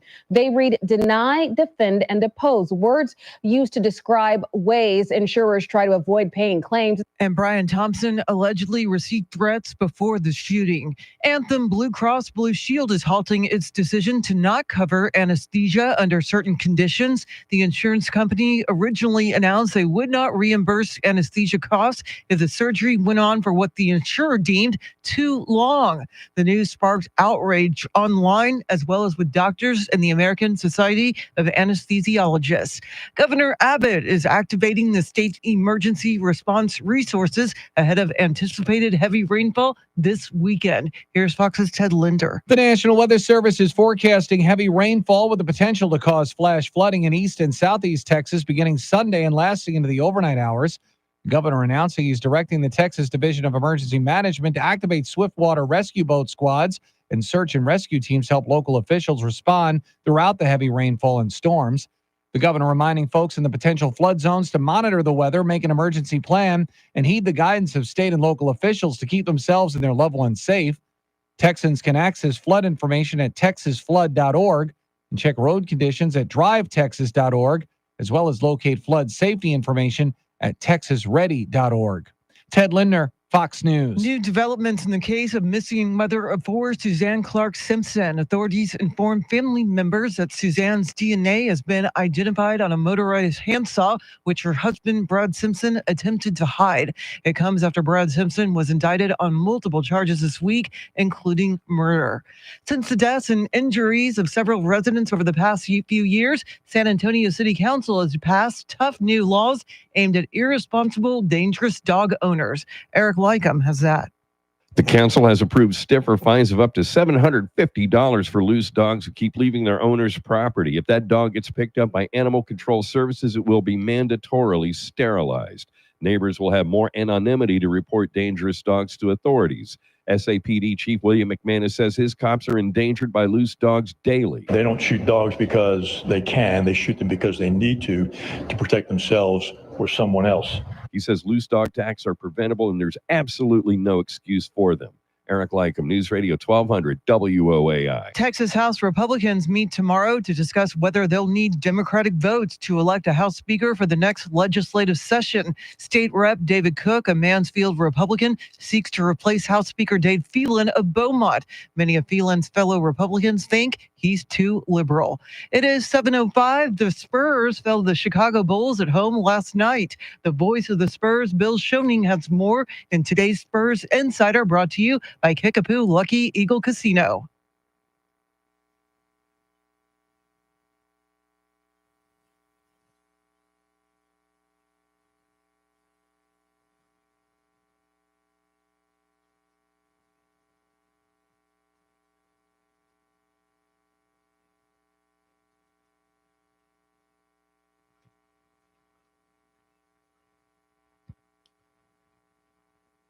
Thanks, Bill. Today's Spurs Insider brought to you by Kickapoo Lucky Eagle Casino. News at the top and bottom of every hour, along with breaking news as it happens. I'm Charity McCurdy. Traffic and weather coming up.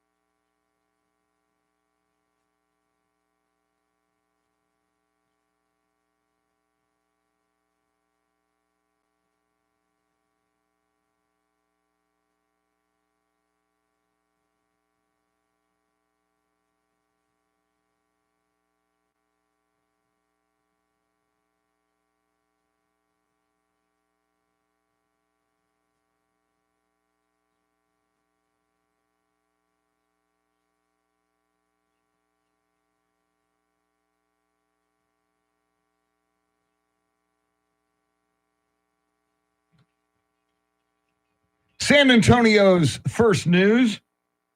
Charity McCurdy, Mr. T, Tim Merriman. Our thanks to Charlie Parker. Brought us those were the days in the last half hour. Randy Beamer's motorcade is about to leave the Dominion and head compound. in this direction. Yes. So if you see a motorcade, if you're out driving in the next hour and police officers are barricading traffic, don't get upset. It's just get out of the way, please. Just get out of the way. Yes. It's Randy Beamer and his entourage headed towards Stone Oak, where he will join us for the entire 8 o'clock hour, where we will all get Randy. I love it. I'm just saying. He has an effect, you know? He does. Yeah. He does. Mhm. And apparently Randy Beamer was at a very, very special concert 2 nights ago. Yes, he was. And there's photographic evidence. And he's going to give us a full review. Yes. And we'll see if Christopher Cross asked about Charity McCurdy when he met Randy. I think Randy opened for Christopher Cross. Randy sang Feelings. He sang Riding the Storm Out. It's great stuff for anybody who was there. Coming up, we will hear from President-elect Donald Trump. Last night, he received the Patriot of the Year award at the Fox Nation Patriot Awards. First, your traffic and weather together.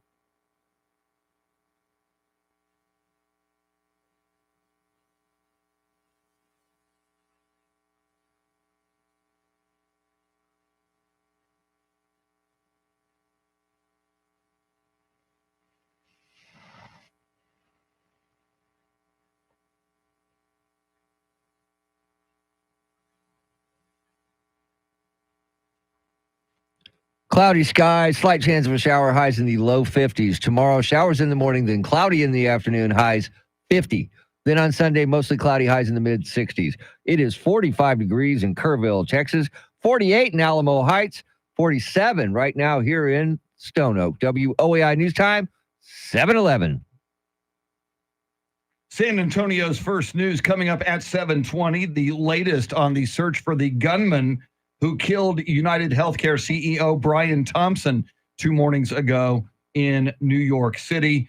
And coming up at 7:40, a new gruesome development in the disappearance of Almas Park mom, Suzanne Simpson. But right now, every morning at this time, we span the globe to bring you the constant variety of audio in a segment we call Wait Till You Hear This.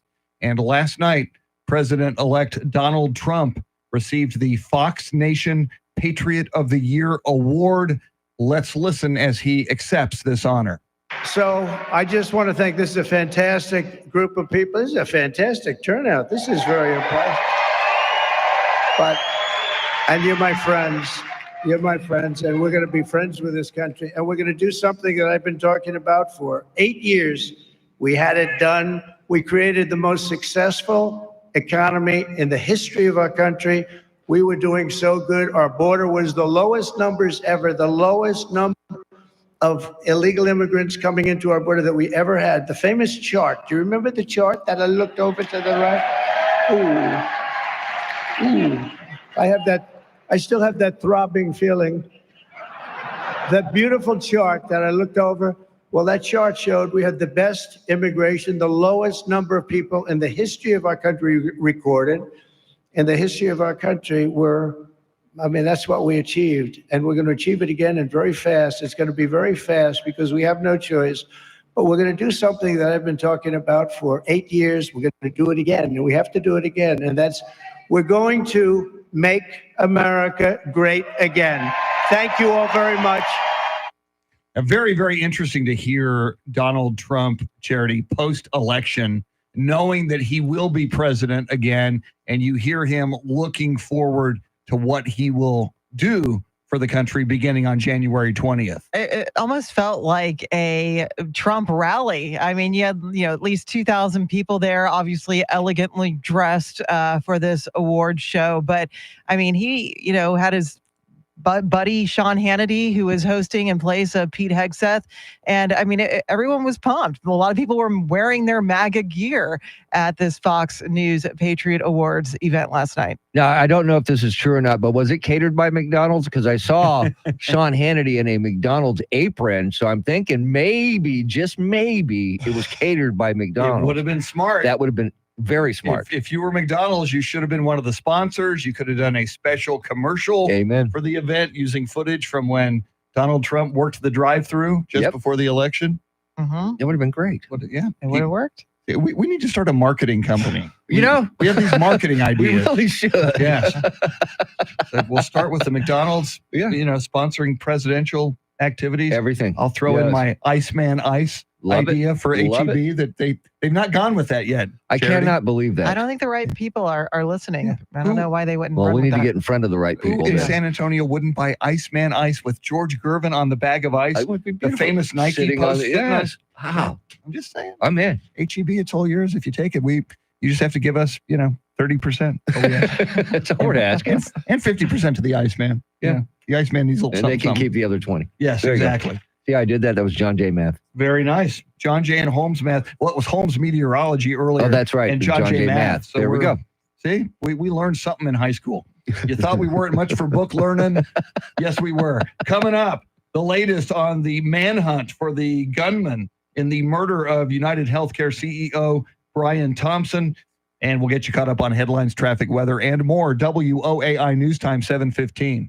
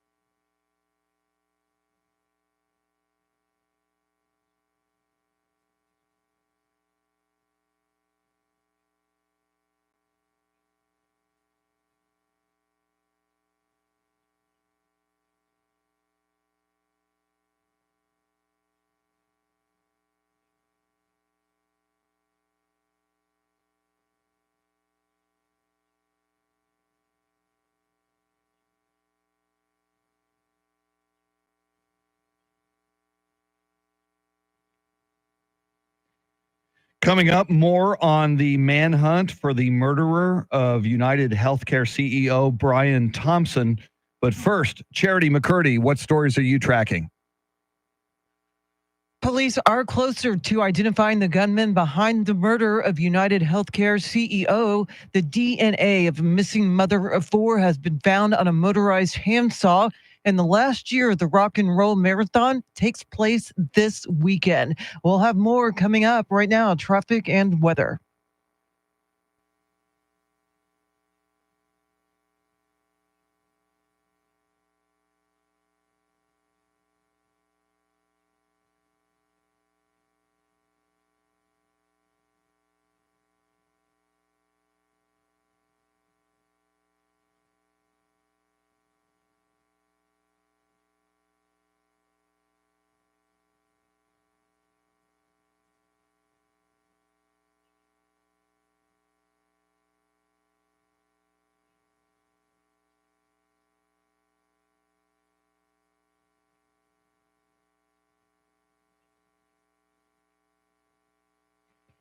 Cloudy skies today, slight chance of a shower, highs in the low 50s. Tomorrow, showers in the morning, cloudy in the afternoon, highs 50. And then on Sunday, mostly cloudy, highs in the mid 60s. It is 46 degrees in Pipe Creek, 48 in China Grove, and 47 right here at the Radio Ranch. WOAI News Time, 720. San Antonio's first news coming up at 7:40. A gruesome development in the search for missing Almas Park mom, Suzanne Simpson. And the big national story this week was the shooting, termed by some the assassination of United Healthcare CEO Brian Thompson.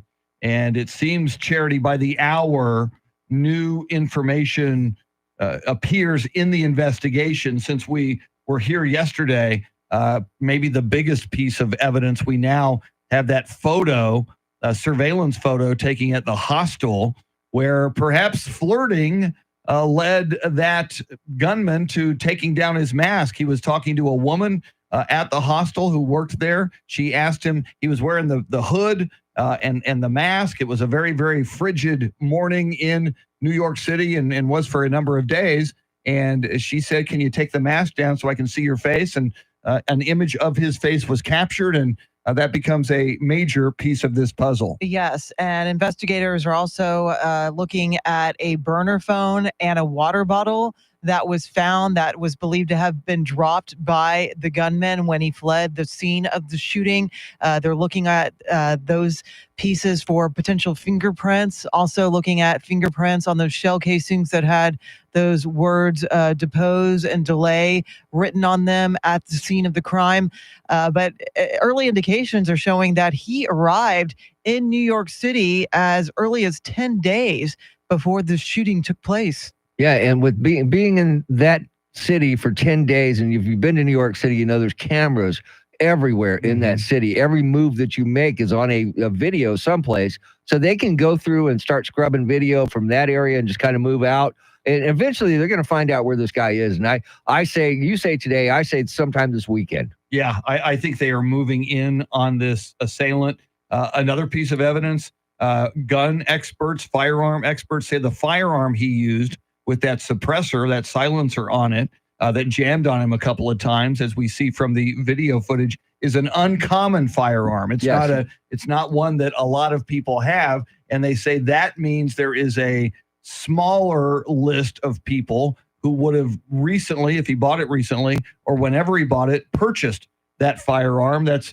some of the data that certainly law enforcement will be going through. Yeah, I mean, police are leaving no stone unturned. I mean, they're going through garbage cans, dumpsters, bushes as part of their extensive search. They're also really trying to find that missing gray backpack that the gunman was seen wearing during the shooting to see what might have been in it and maybe lead to more clues about his whereabouts. Yeah, see, I picture, since he's escaped into Central Park, that backpack was probably carrying another outfit for him to put over what he had on if he's trying to get away from it. This guy planned this out, and so he knew what he was doing. Once he did it, he knew where he was going. Yeah, so much seems to have been planned.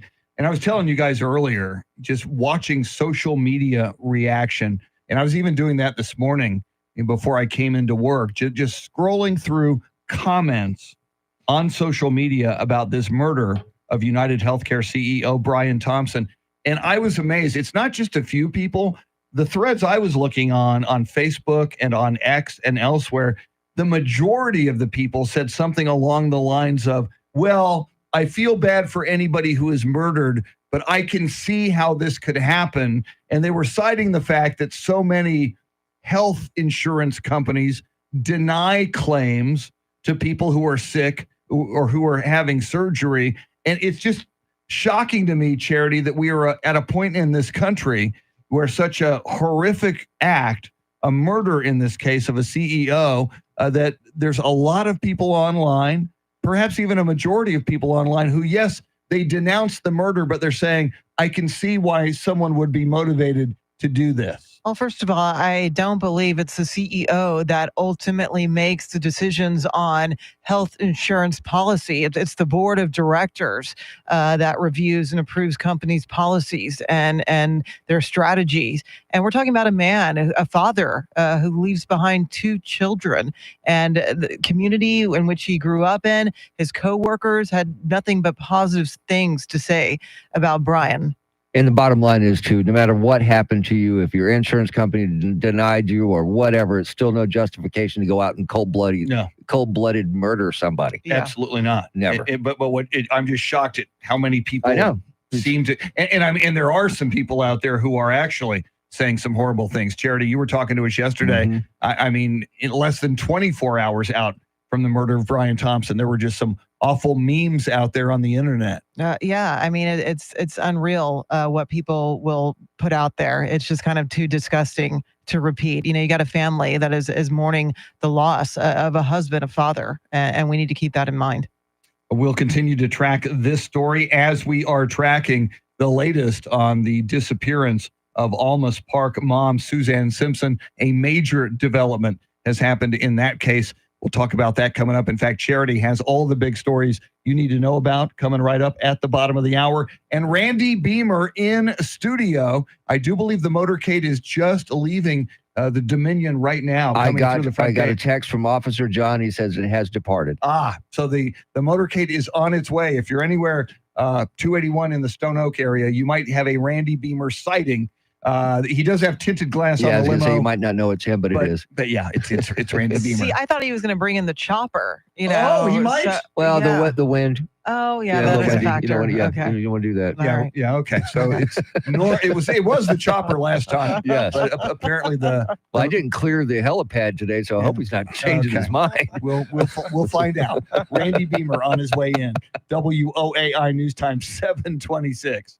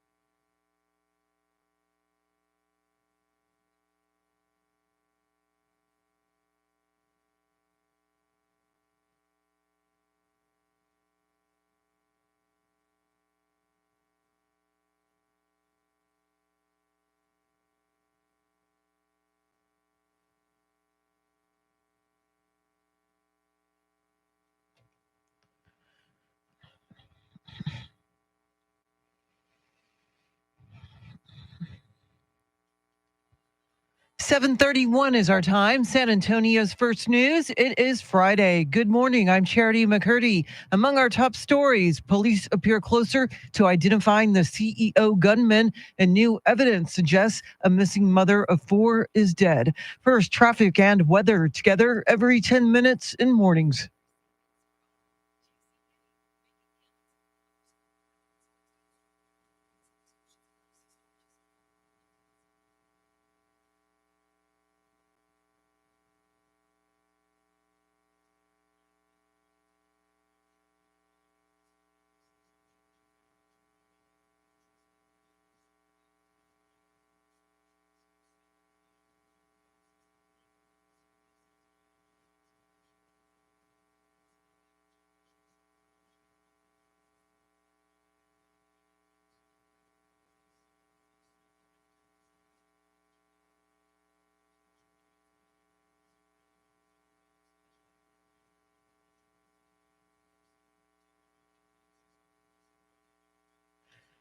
Your Friday forecast, cloudy, a slight chance of rain, a high in the low 50s. Tonight's low 45, currently 48 degrees. New York police are closing in on the identity of the man who shot United Healthcare CEO Brian Thompson. Fox's Chanley Painter has the latest. Fox News Digital obtaining surveillance video from a deli near the scene of the murder, capturing the suspected gunman walking towards the Midtown Hilton less than an hour before the targeted shooting. Police sources now revealing the suspect arrived in the city more than a week ago on a Greyhound bus from Atlanta before checking into a hostel using a fake ID, paying in cash. Police sources saying he shared a room there with at least 2 other men. Police sources also revealing to Fox they have a cell phone they believed was dropped by the suspect near the scene with fingerprints, and a water bottle purchased by the suspect at a nearby Starbucks that is being used to build a DNA profile. Thompson was receiving threats weeks before his death. It was another day of Defense Secretary nominee Pete Hegseth making the rounds on Capitol Hill in an effort to earn votes before he's vetted. Speaking to reporters, he was once again forced to address allegations of sexual assault and heavy drinking. I'm a different man than I was years ago.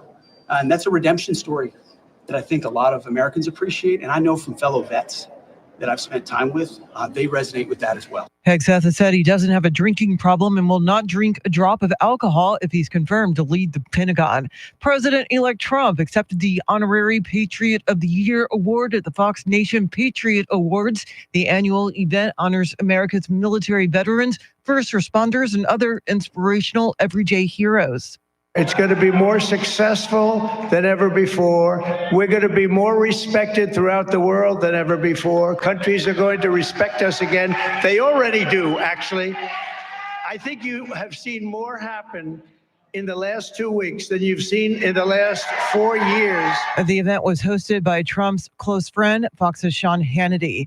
And Trump's picks to lead the Department of Government Efficiency, or DOGE, Elon Musk and Vivek Ramaswamy, were on Capitol Hill, where they were grilled by Republican lawmakers about their ambitious goal of cutting $2 trillion from the budget. Tennessee Senator Marsha Blackburn told Fox News about her DOGE acts, which include a demand to get federal employees back to the office. It also calls for a study and a return to work policy to look at what has happened with this remote working. You know, only 1% of the federal employees work 5 days a week. The department might not even get off the ground as Congress would need to vote and fund it. There's new developments in the case of a missing Almas Park mother and her indicted husband who sits in the Bexar County Jail. Eric Lycum reports. While the body of missing San Antonio realtor Suzanne Clark Simpson has not been found, her DNA was discovered on a motorized saw blade, which Brad Simpson allegedly tried to hide from cops. The case was moved to Judge Joel Perez's 437th District Court. Motions previously filed by Brad Simpson's attorneys could be heard sooner, including a motion to quash the Bexar County grand jury indictment handed down this week for, quote, being vague, indefinite, and ambiguous, unquote. Simpson's next hearing is Monday. I'm Eric Lycum. News Radio 1200 WOAI. Plans to make San Antonio police vehicles safer now have the approval of City Council. Council members passed an ordinance to install ballistic windshields and side panel windows on 180 patrol cars and 30 specialty vehicles in the new year. The upgrades are expected to cost more than $6 million between now and 2027. The city will foot the bill in the first year, but later proposed city budgets will figure out future funding. While mankind's return to the moon will take longer than expected. Rory O'Neill has more. Artemis 1 launched the uncrewed Orion capsule 2 years ago to test the heat shield, but the results weren't perfect. And now NASA Administrator Bill Nelson says Artemis 2 won't be able to fly until April of 2026. And we and our industry and international partners need this time to make sure that the Orion capsule is ready to safely deliver our astronauts to deep space and back to Earth. That means Americans won't walk on the moon again until the middle of 2027 at the earliest. I'm Rory O'Neill. Well, the last year, the Rock and Roll Marathon takes place this weekend. An expo takes place today with a 5K and 10K tomorrow and a half marathon and full marathon on Sunday. The Rock and Roll Running Series will leave the city after this year. The event has been replaced by the locally organized San Antonio Marathon, which will have its inaugural race December 7th of next year. It is 7:37. Traffic and weather together coming up in a minute. But first, a check of your money and the world of business as that November jobs report has just been released. Courtney Donahoe joins us live at the Bloomberg News Desk.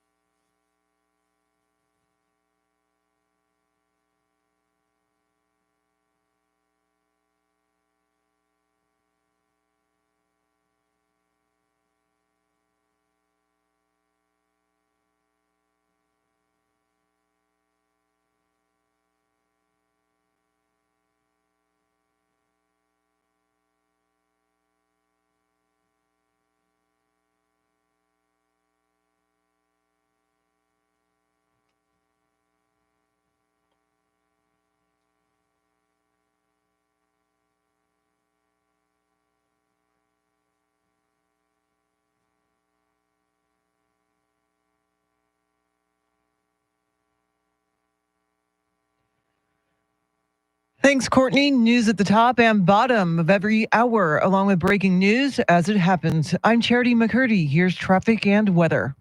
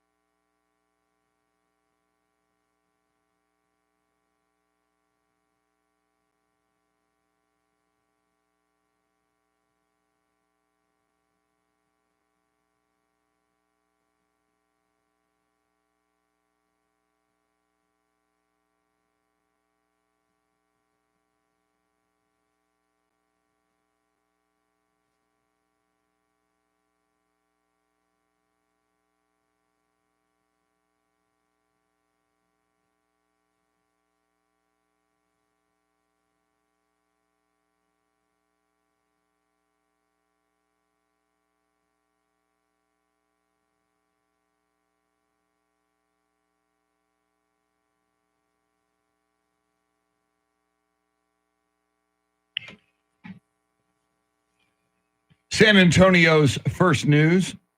Mr. T, Tim Merriman, Charity McCurdy. I'm Chris Duell. Randy Beamer on his way in. He'll join us in the 8 o'clock hour. We'll get his reaction on the major stories of the day, including the murder of United Healthcare CEO Brian Thompson. And don't forget, at 8:20, Mike Opela from the Pure Opelka podcast As Charity has been reporting this morning, a major development in the disappearance of Almas Park mom Suzanne Simpson, as multiple sources reporting that the family of Suzanne Simpson has been told by law enforcement that her DNA was found on a reciprocating saw that Brad Simpson, who has since been charged with her murder, allegedly tried to conceal.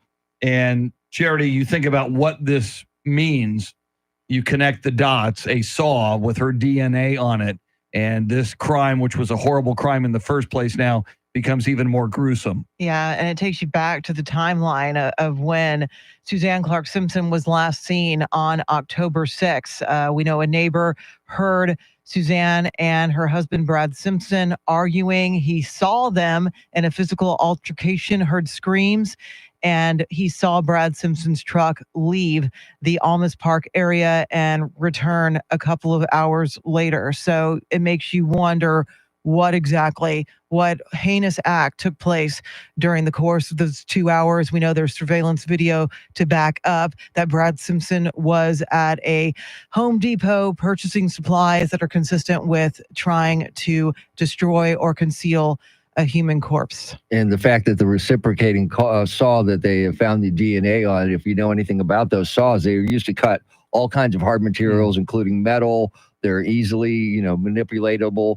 And it just screams that the body might be cut up in pieces, and that's maybe why they're not finding it yet. So awful. And, throughout this process and throughout this investigation, as we've learned more, we've talked about how difficult it can be to get a conviction on a murder when a body is not found. But certainly this piece of evidence, DNA, found on this saw that was allegedly Brad Simpson allegedly tried to hide and conceal this saw. I mean, this sounds like pretty damning evidence to me. It makes you sick to your stomach. And when you think about the children who are hoping for closure, hoping to find their mother. And, even a couple of the kids have come forward and have said, we believe our father killed our mother. So I think there's overwhelming evidence for prosecutors in this case. We'll see where it moves from here. And domestic violence is such an awful, awful situation for everybody involved, the family, the kids, just anybody. It's so awful. And I never understand, why don't you just leave? Well, and talk about, as Charity puts it so well, makes you sick to your stomach. This is the mother of your children. Yes. This was your wife. The two of you became married. You had 4 children with this woman. And if you had any compassion, and clearly he apparently doesn't, but for the children themselves, how could you possibly do this to the mother of your 4 children? It is just on so many levels, just a horrific, heinous, brutal act. I will never know the motive. At this point, it doesn't sound like Brad Simpson is willing to cooperate with police, even though his own brother has come out and asked him to cooperate for the sake of his own children. Yeah, it's just sickening. And Charity, you did say it the best. It's sickening, sick to your stomach. It makes you just, I just can't fathom. I'm trying to understand how it would get that bad to that's your only way out. Yeah. I don't see it. And you just think of the abuse that Suzanne Simpson probably had to endure, perhaps for years. And here she was, according to her mother, in a phone conversation the night of her disappearance, in all probability the night of her murder, talking with her mother saying, come, leave there. You can come stay with me. It sure sounds like a plan to get her out of that house and out of that relationship was happening. And who knows, there was the one young child in elementary school who reported to school administrators that her father had struck her mother the night before, and that the cell phone was taken away. In all probability, Suzanne Simpson probably stayed in that house to protect her children. Probably. So that's probably why she stayed perhaps longer than she otherwise might have. We will continue to track this story as developments occur. We'll bring them to you immediately. And again, I imagine so much to talk about with Randy Beamer in the 8 o'clock hour. We'll get his thoughts on the Suzanne Clark Simpson case, on the murder of United Healthcare CEO Brian Thompson. Don't forget 8:20 Mike Opela from the Pure Opelka podcast. And coming up, more from you, Christmas shopping. Mr. T and Charity are almost done. I have yet to begin, which is par for the course for me. How's it going for you? And do you have any helpful hints for us on how to shop better with just 19 days to go before Christmas? We'll get you caught up on headlines, traffic, and weather coming right up. WOAI News Time 746.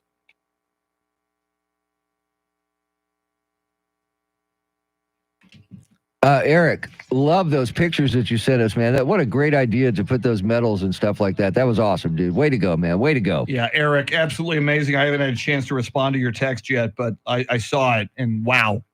That's very cool, man. Very cool. You do amazing You work. the man. And bottom line, just such a great way to honor these veterans who deserve to be honored. Amen. It's so cool. We don't do enough for our veterans, but boy, you sure help. Mm-hmm. You sure help a lot, man. You should be proud.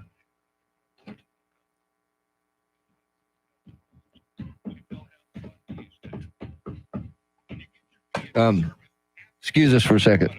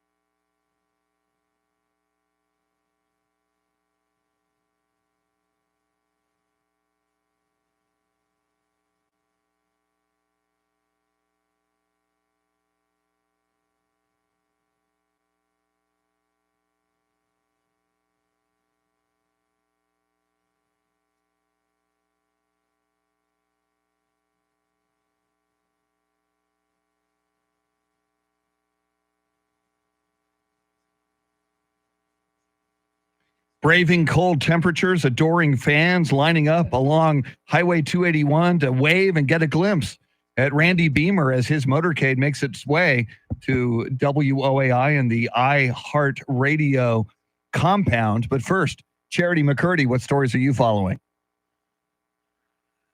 Police continue to comb through evidence in their search for the gunman who killed United Healthcare CEO.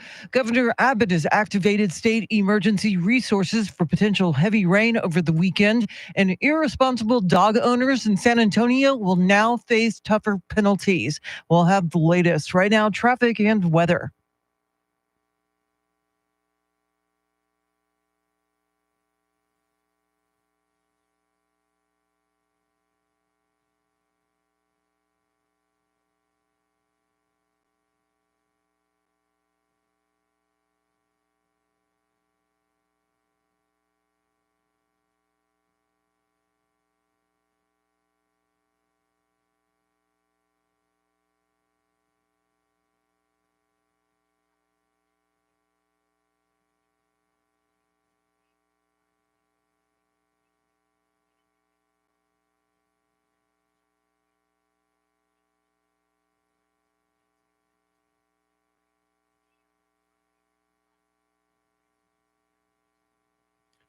Cloudy skies, slight chance of a shower, highs in the low 50s. Tomorrow, showers in the morning, then cloudy in the afternoon, highs 50.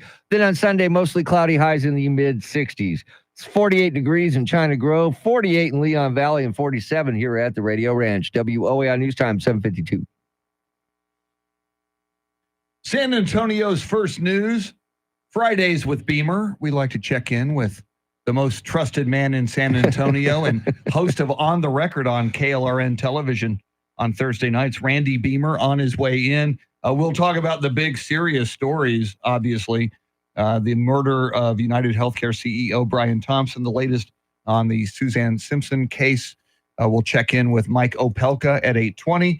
And Charity, who knows, maybe even some therapy for you to help you manage these holidays for the next 19 days a little bit better. Maybe retail therapy with Randy, Ooh, you know, okay. for this Christmas shopping season. I want to know where Randy is on his Christmas shopping. Let's see, I think he went to Buc-ee's the other day, so he's probably done by now. Yeah. I think Macy's and Saks Fifth Avenue deliver to Yes. Randy's. Yeah, right? well, he's probably got a gift shop in his compound. That's true. Yeah, Yeah, with so little they- Randy bobbleheads. Yeah, and they stuff. import a lot of items from They do. Paris and Yes. elsewhere.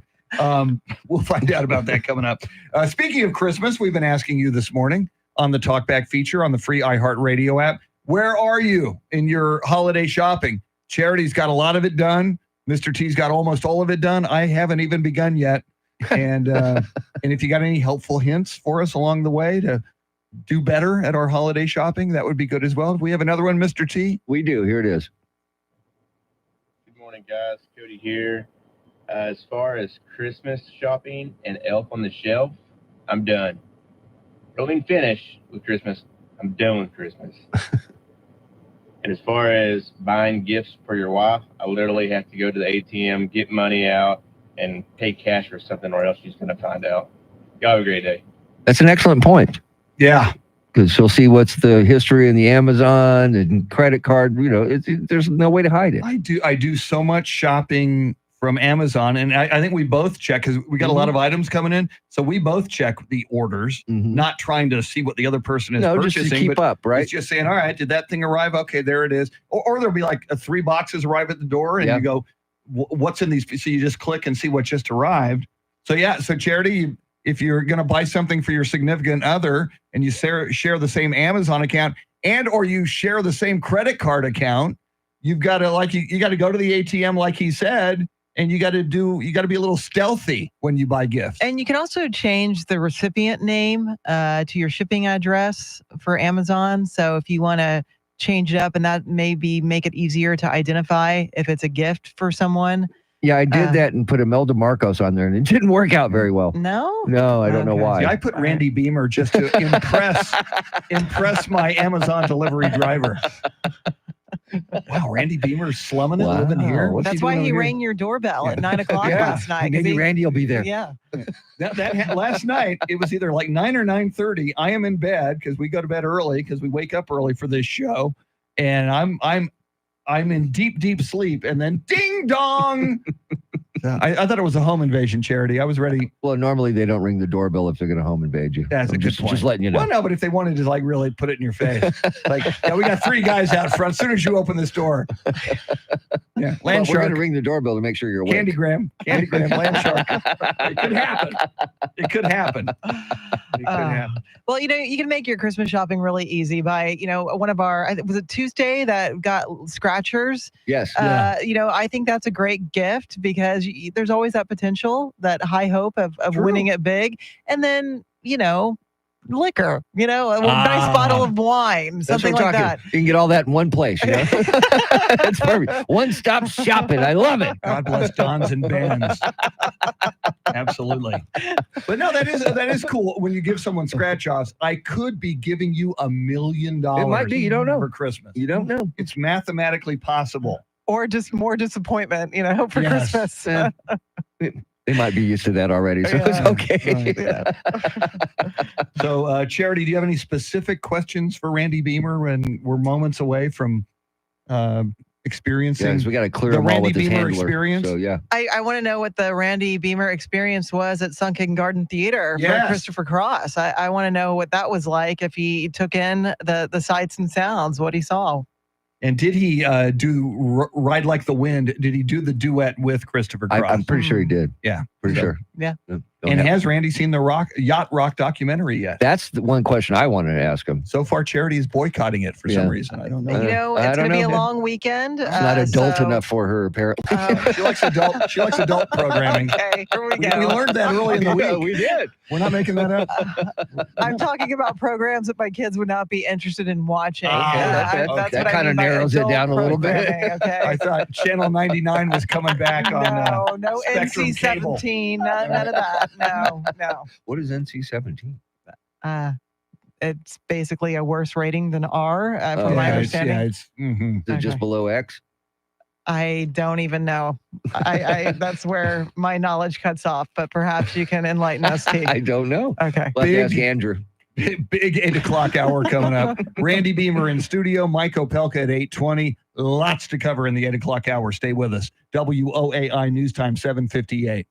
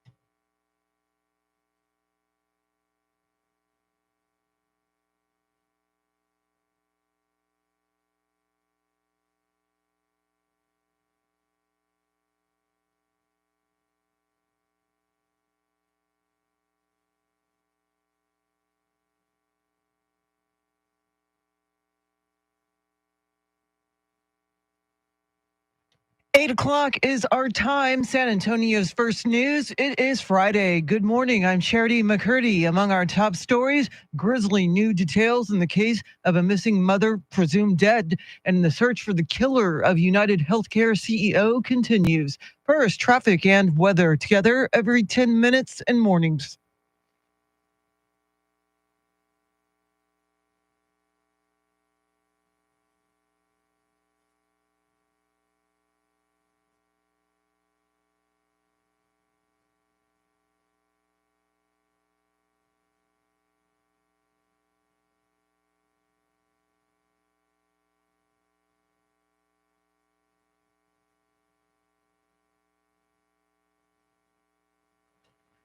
Your Friday forecast, cloudy, slight chance of a shower, a high in the low 50s. Tonight's low near 45. Get a move on. It is 48 degrees.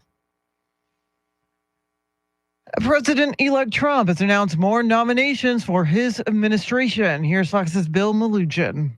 Trump announced he is picking Rodney Scott as Customs and Border Protection Commissioner. Scott served as Border Patrol Chief in Trump's first administration, and then for the first part of the Biden administration until he was pushed out, and he's been an extremely vocal critic of Biden's open border policies ever since then. Trump also announcing he's selecting David Sachs to be his artificial intelligence and crypto czar. That's a move seen very friendly to the crypto world. He's going to be in charge of guiding White House policy on crypto and AI, which Trump says the U.S. should lead the entire world on in both areas. And a number of Trump cabinet nominees are meeting with Republican lawmakers on Capitol Hill this week, including Defense Secretary nominee Pete Hegseth, who's embroiled in multiple misconduct allegations. I'm proud to be here.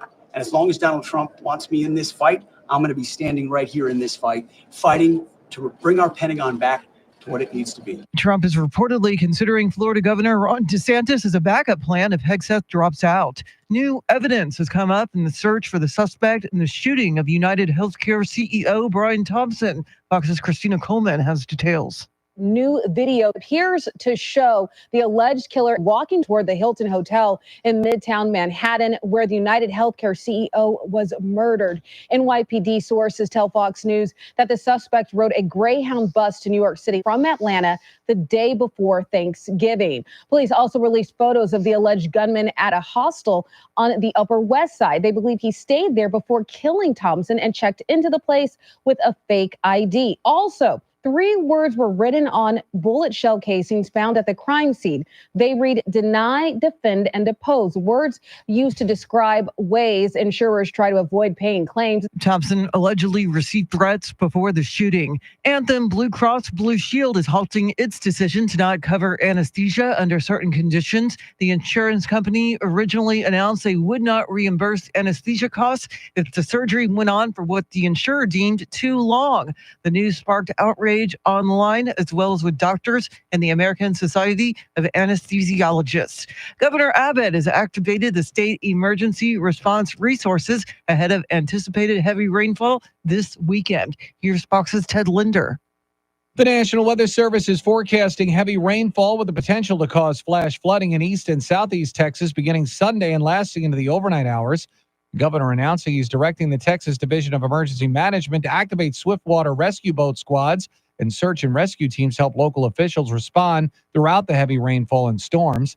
The governor reminding folks in the potential flood zones to monitor the weather, make an emergency plan, and heed the guidance of state and local officials to keep themselves and their loved ones safe. Ted Lindner, Fox News. New developments in the case of missing mother of 4, Suzanne Clark Simpson. Authorities inform family members that Suzanne's DNA has been identified on a motorized handsaw, which her husband, Brad Simpson, attempted to hide. It comes after Brad Simpson was indicted on multiple charges this week, including murder. The Texas Lieutenant Governor is facing some pushback over his plan to ban the sales of all products containing THC, from gummies to smokable hemp. Cynthia Cabrera with the Texas Hemp Business Council says this goes against what the public wants. The market decided in Texas what it wants, and it wants hemp-derived consumable products, right? The numbers support that. Since Texas deregulated hemp in 2019, the industry has exploded. It now has an $8 billion economic impact and supports more than 50,000 jobs. Since the deaths and injuries of several residents over the past few years, San Antonio City Council has passed tough new laws aimed at irresponsible, dangerous dog owners. Eric Lycum reports. The council has approved stiffer fines of up to $750 for loose dogs who keep leaving their owner's property. If that dog gets picked up by Animal Control Services, it will be mandatorily sterilized. Neighbors will have more anonymity to report dangerous dogs to authorities. SAPD Chief William McManus says his cops are endangered by loose dogs daily. They don't shoot dogs because they can. They shoot them because they need to protect themselves or someone else.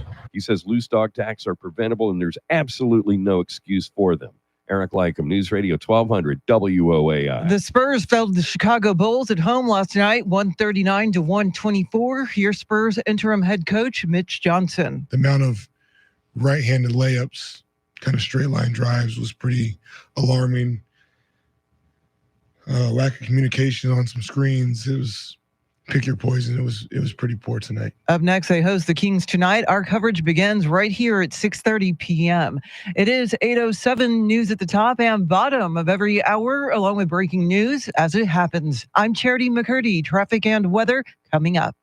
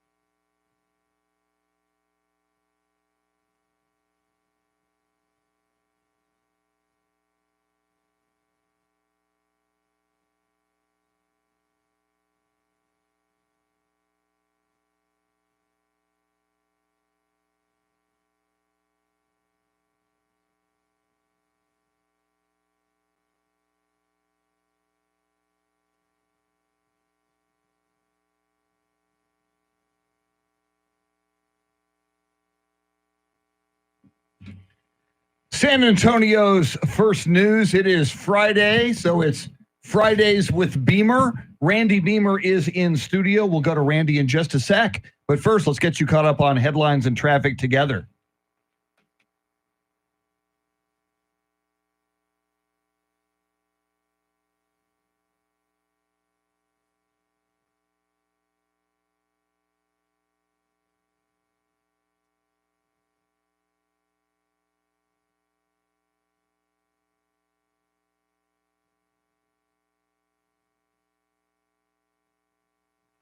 Cloudy skies today, slight chance of a shower, highs and low 50s. Tomorrow, showers in the morning, then cloudy in the afternoon, highs 50. And then Sunday, mostly cloudy, highs in the mid 60s. It is 44 degrees in Kerrville, Texas, 48 in Lavernia, and 47 here at the Radio Ranch. WOAI News Time, 8:10.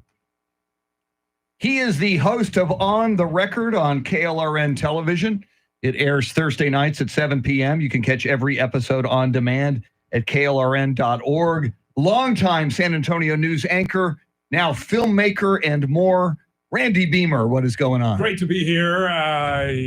We didn't have a On the Record last week, as you know. And, of course, I was there. I got a lot of calls, and people were very depressed. But we're going to have another one Were there next people week. picketing out in front of KLRN? Yes, we did. Yes. We had Where's a lot our of that. Where's Although our I did, Randy? as you mentioned, I did go to the Christopher Cross show to shoot some video because it was a benefit fundraiser for the Brackenridge Park Conservancy, and I'm shooting some things on Brackenridge Park. And you are probably more familiar with Christopher Cross than I am. How is that possible? How are you not a super because fan? you wear a yacht cap. I do wear a yacht cap. That's true. And oddly enough, in the crowd, there were guys with yacht rock caps on for the Yacht Rock radio. If that was not a work night, Randy, we would have been front row wearing our Yacht Rock caps. It was there were a lot of people with goatees and very earnest ascots, things like that. I didn't see Charity there, unless she was under one of the hats, but it was kind of misty. Wait, under what? Gloomy, under the hats. Oh, okay. Did I? No, I just it sounded different. Charity, are you a Christopher Cross fan? He mentioned Sonny Ozuna and growing up here. I am. I love Christopher Cross on my Yacht Rock radio. Whenever one of his songs comes on, I'm jamming out. Okay, can you sing one? All right, I think we're gonna make it. That's what I got. Very good. Yeah. Wow. Very good. All right. You sounded like it. I should give a shout out also to the San Antonio Philharmonic that was there backing him. Yeah. Now, how was the mosh pit? Was it pretty crowded and active? I tell you, when they get a yacht, you have people do the mosh pit for you. Right. I don't know. I look at the guys in the booth, the boys in the booth, as we call them, who are what, in their teens, 20s? Yes, and the teens, 20s, something like mid that. 20s. I think. They're not the demo. No. That were for Yacht Rock Radio. Although I did hear someone that was kind of, I don't know exactly how she meant it, but she said, I just heard her say, no merch at all, absolutely. Huh. Either they didn't have merch and she was mad, or her friend had asked her, are you going to get merch? Not at all. But it turns out they didn't have merch. They just had a variety of wines. Yeah, I was going to say, things like that. But Caviar it was a and nice stuff like time. that. And it brings up how Sunken Garden Theater is just an incredible place to go. The pictures you sent looked fantastic. It was great. It was, like I said, a little misty, but there's so much potential there, and they want to redo that somehow, and we'll see what happens. But Charity, have you been to concerts at Sunken Garden? I'm sure these guys have. You know, I think for Fiesta event, which one do they have there? Taste of New Orleans. Yeah, Taste of New Orleans. I've been there for that event, but that's a no whole other. Yeah, I know other concert though. I have been going there since I was in junior high school for concerts. Well, the sad thing now is there are no bathrooms working. What? What do you do? They have Porta potties? a trailer. Oh, It's yeah. not. They also have porta potties. But Yeah, they okay. have trailers. Oh. Yeah. that Well, there's are- also those rocks in the back. Really? Just saying. Oh. I live in the country. Well, it was an old quarry, so you should know that. Yeah. But anyway, that was good. Beautiful. And what have you guys been up to over the last couple of weeks? Just getting ready for Christmas, trying to get through my shopping list. Where do you stand, Beamer, on Christmas shopping? I am busy accumulating gifts. That's how nice. there's a rule that a gift has to make somebody laugh. Ah. Oh, I like And that it has rule. to be something that they wouldn't buy for themselves. For example, I was in Santa Fe. I was shooting stuff out in West Texas, went to New Mexico, and I saw a shirt. I don't, shop in Santa Fe. But a shirt in the window, I have a grandson who is a handful, as they say. And the shirt happened to say, it was a kid's shirt, said nearly feral. Okay, that's a good shirt. I like that. It was only because I gave it to my kid. My daughter just laughed. And then I know that she immediately regifted it. Maybe not. All right, we have more coming up. Mike Opela, are you ready for Mike Opela, Randy Beamer? Yes. Yes. We're going to dive into the morning's big stories with Mike Opela and Randy Beamer coming right up. We'll get you caught up on headlines, traffic, weather, and more. WOAI News Time, 8:15.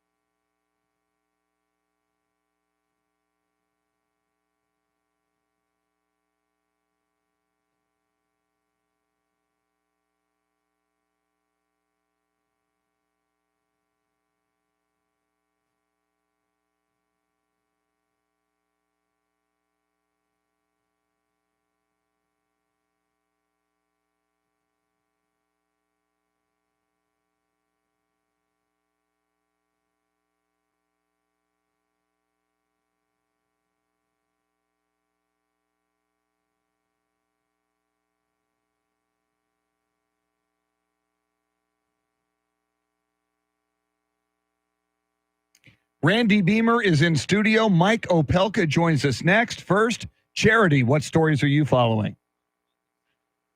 The manhunt continues for the suspect accused of killing the CEO of the country's largest health insurance company. City Council greenlights bulletproofing SAPD patrol cars, and the first ever Krampus parade in San Antonio drew crowds despite controversy surrounding the event. We'll have the latest right now, traffic and weather.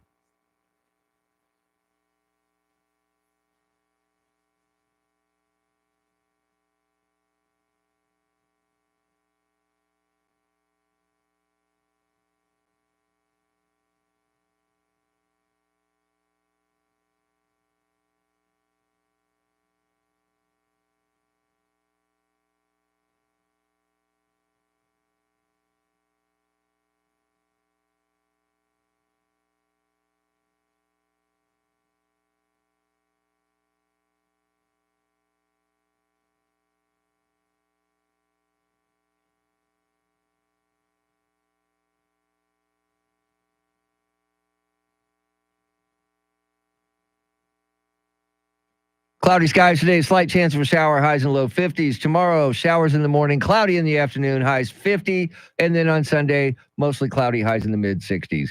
It is 48 degrees in Leon Valley, 48 in China Grove, and 47 here at the Radio Ranch. WOAI News Time, 820. You know that music. You know it's time for our daily visit with Mike Opelka from the Pure Opelka podcast. It's brought to us by Randy Adams Incorporated. First things first, Mike. Friday-luya to you.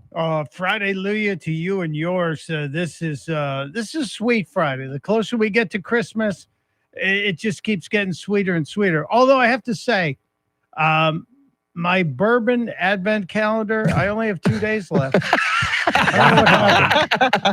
That sounds like a guy who's into yacht rock. That's true. Absolutely right. Not whiskey, bourbon. That's right, bourbon. So what's going on in your world before you get to the sweet stuff there in New York? Had the shooting that everybody is talking about out east, as well as, across the country, as well as nominee watch in Washington. Which are you more absorbed by right now? Well, I'm kind of splitting time on this, Randy, and I think taking the number one spot is the shooting, because my wife is so crime obsessed. She watches crime TV 24/7 pretty much. And her background as a soap writer, we've been kind of gaming this one.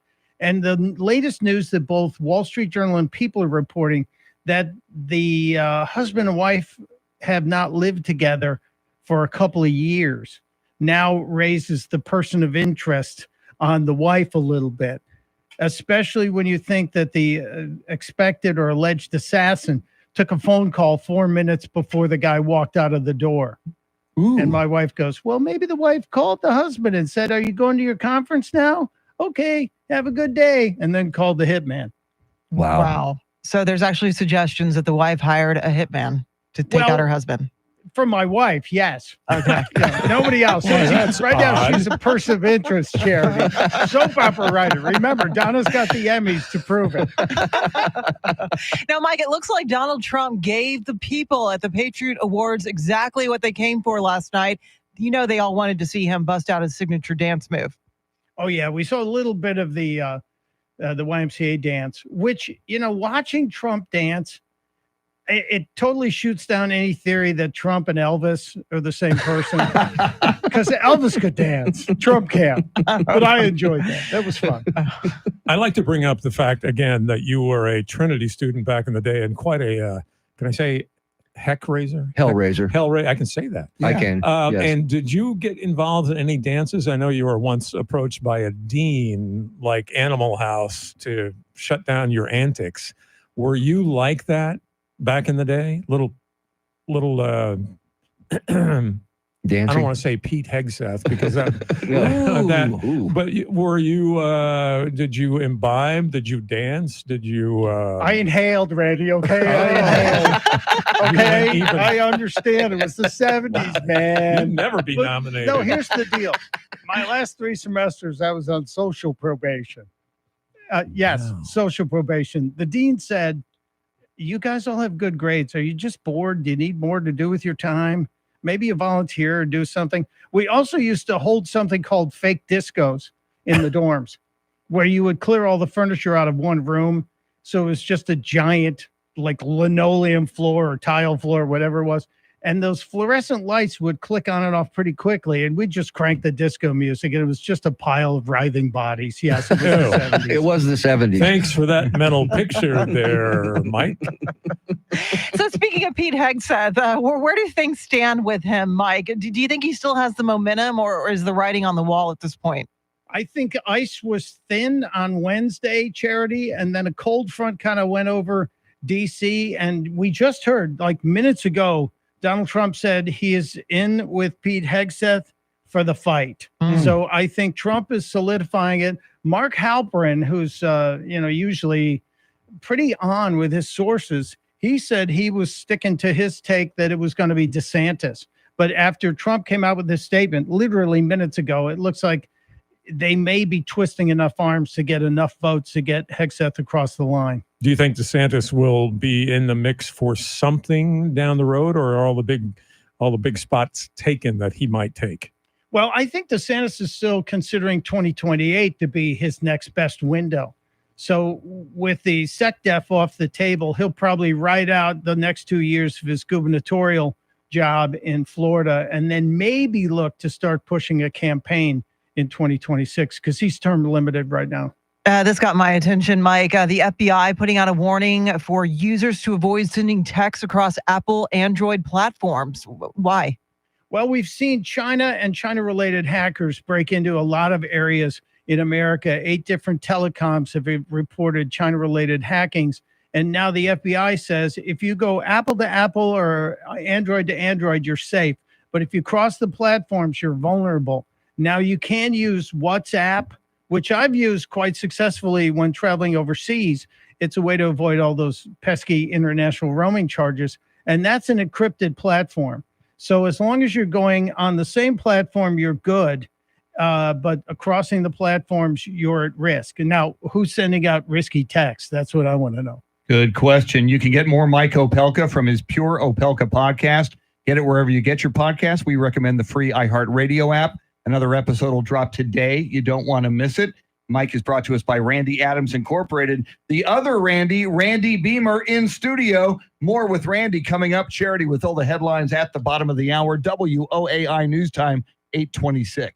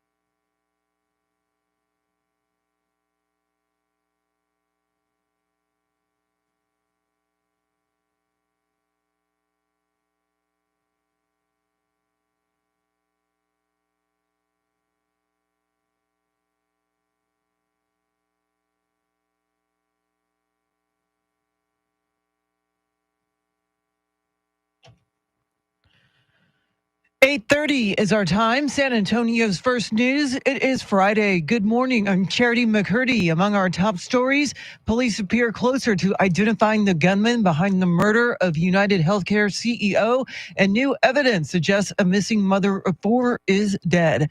First, traffic and weather together every 10 minutes and mornings.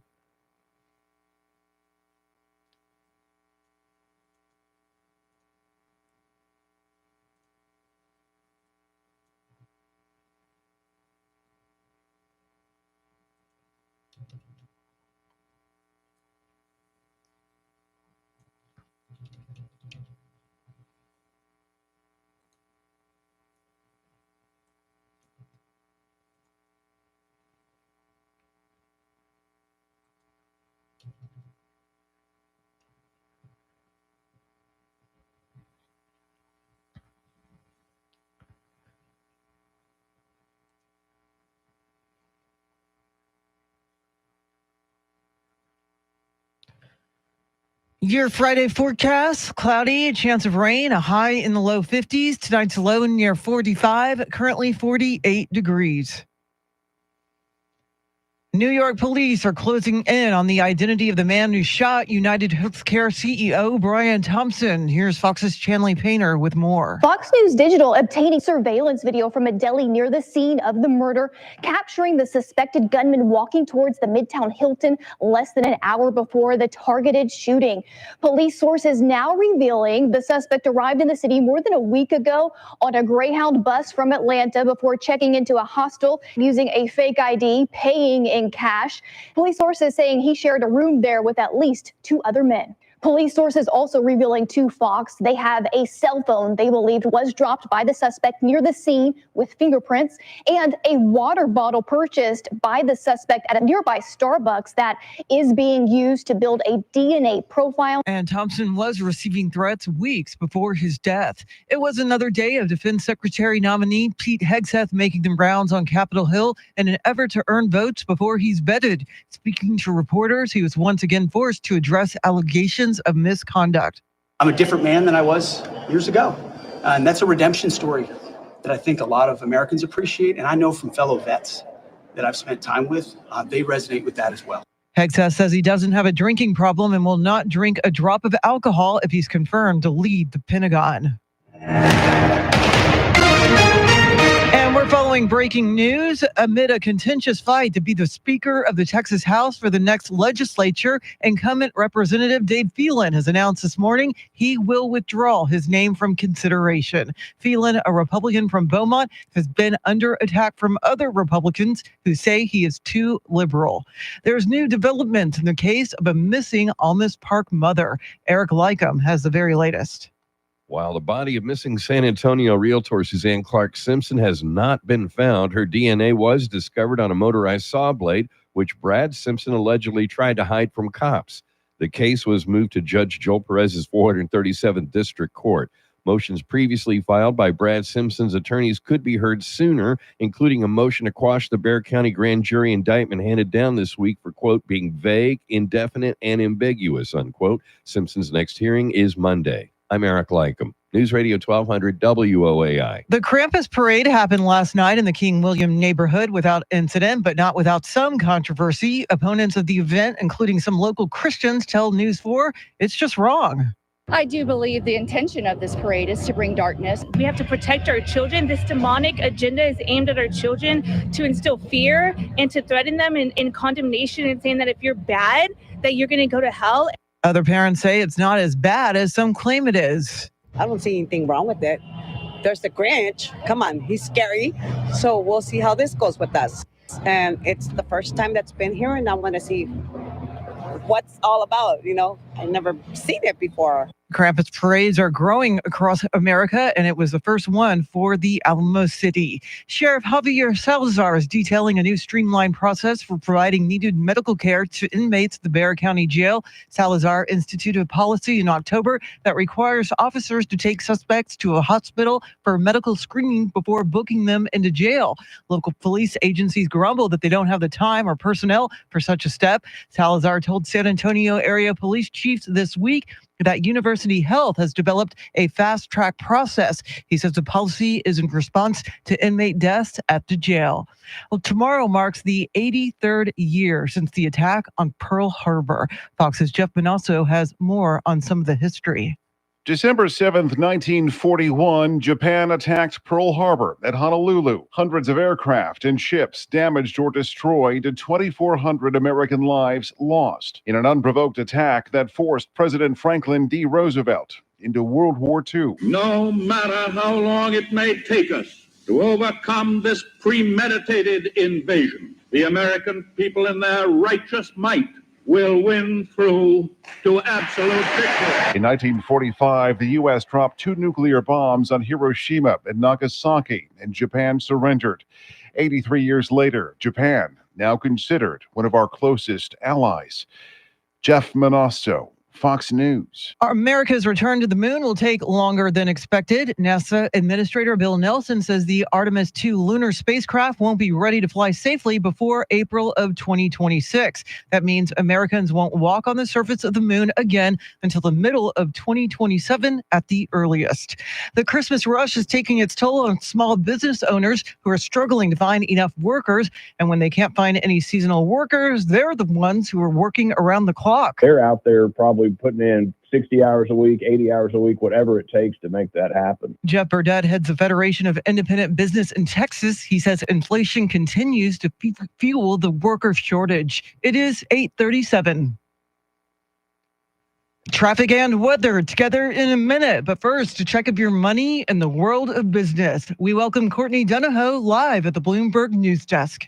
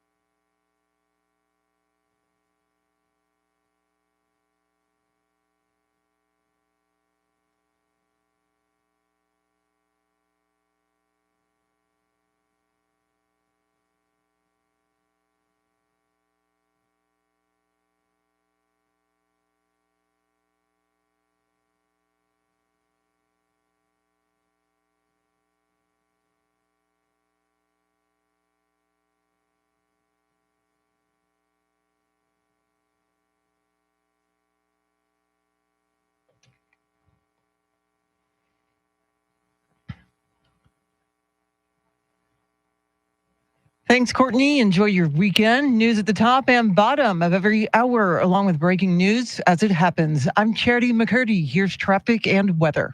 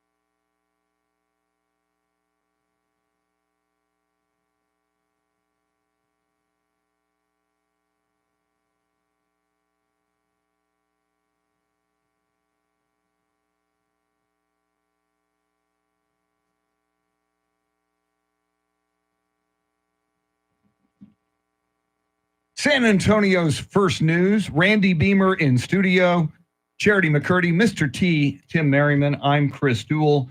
And Randy, some breaking news as we've been sitting here this morning.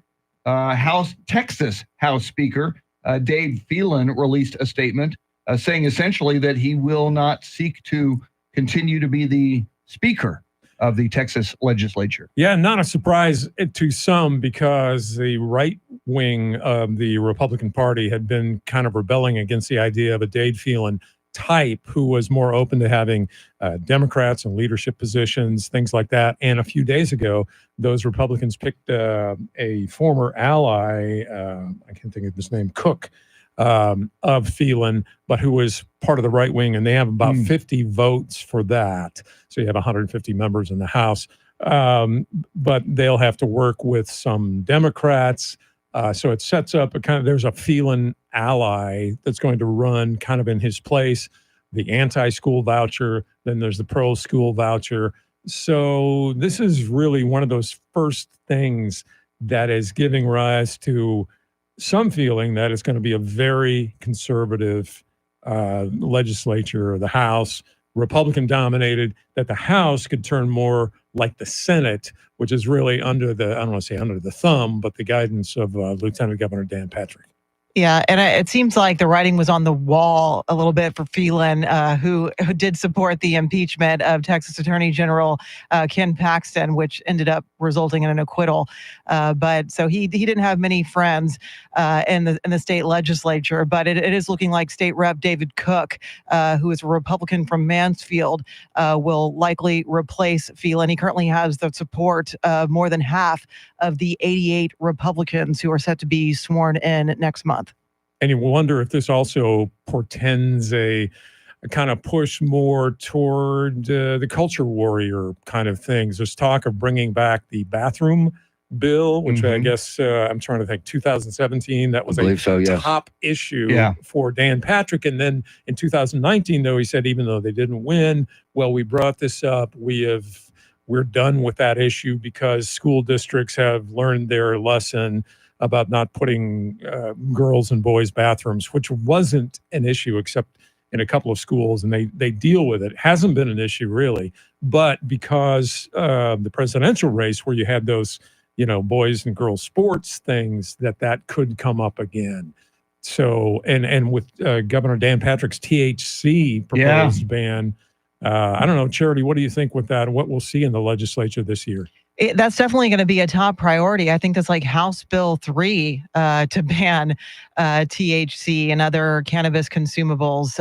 So that's definitely a priority for the lieutenant governor, and he has a lot of support in the Texas legislature. So even though that's getting a lot of pushback, I imagine that that will likely be smooth sailing as far as one of Lieutenant Governor Dan Patrick's legislative priorities. We'll see where that goes. Even though some of those legislative priorities, again, culture warrior kind of stuff, have historically been at the top of their so-called urgent priorities list that have faded over time, but they get a lot of the media attention.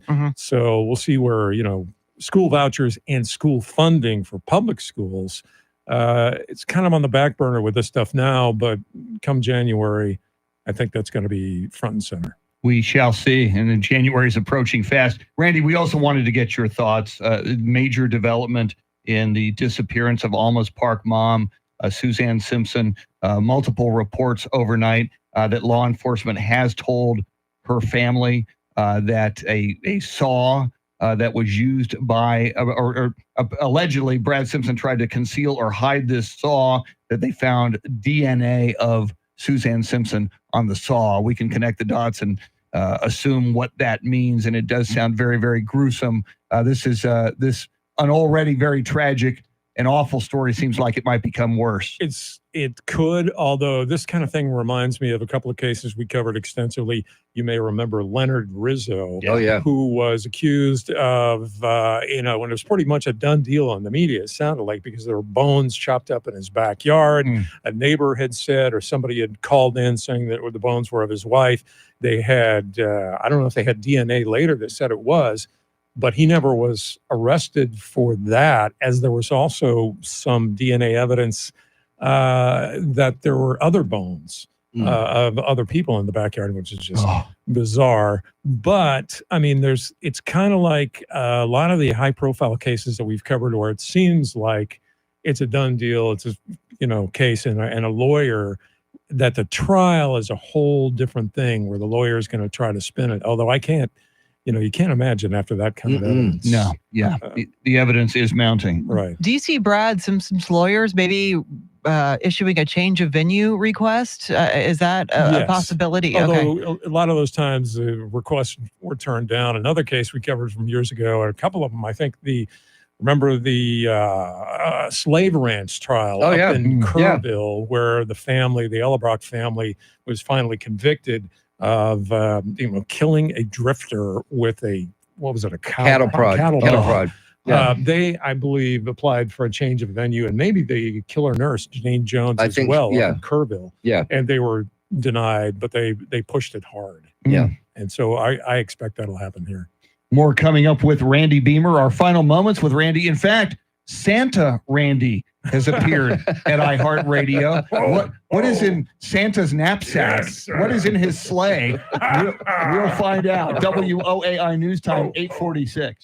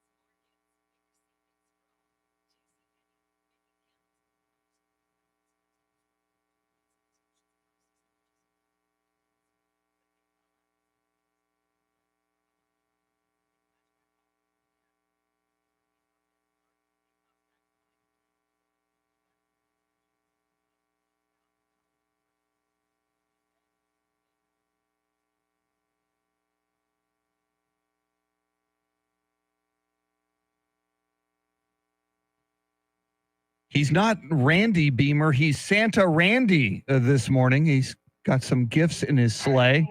We'll find out what those are. First, Charity, what stories are you following? Police are close to identifying the gunman behind the murder of United Healthcare CEO. House Speaker Dave Phelan is dropping his bid for another term. And it's the final curtain call for the Rock and Roll Marathon in San Antonio. We'll have the latest right now, traffic and weather.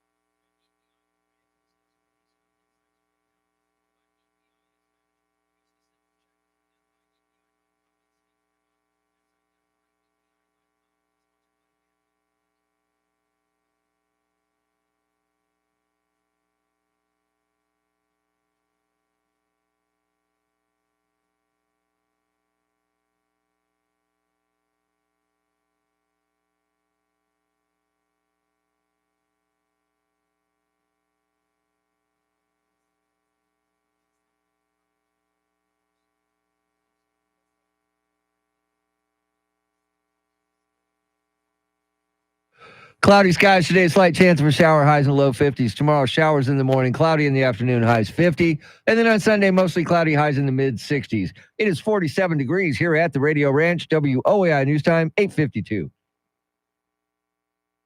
San Antonio's first news.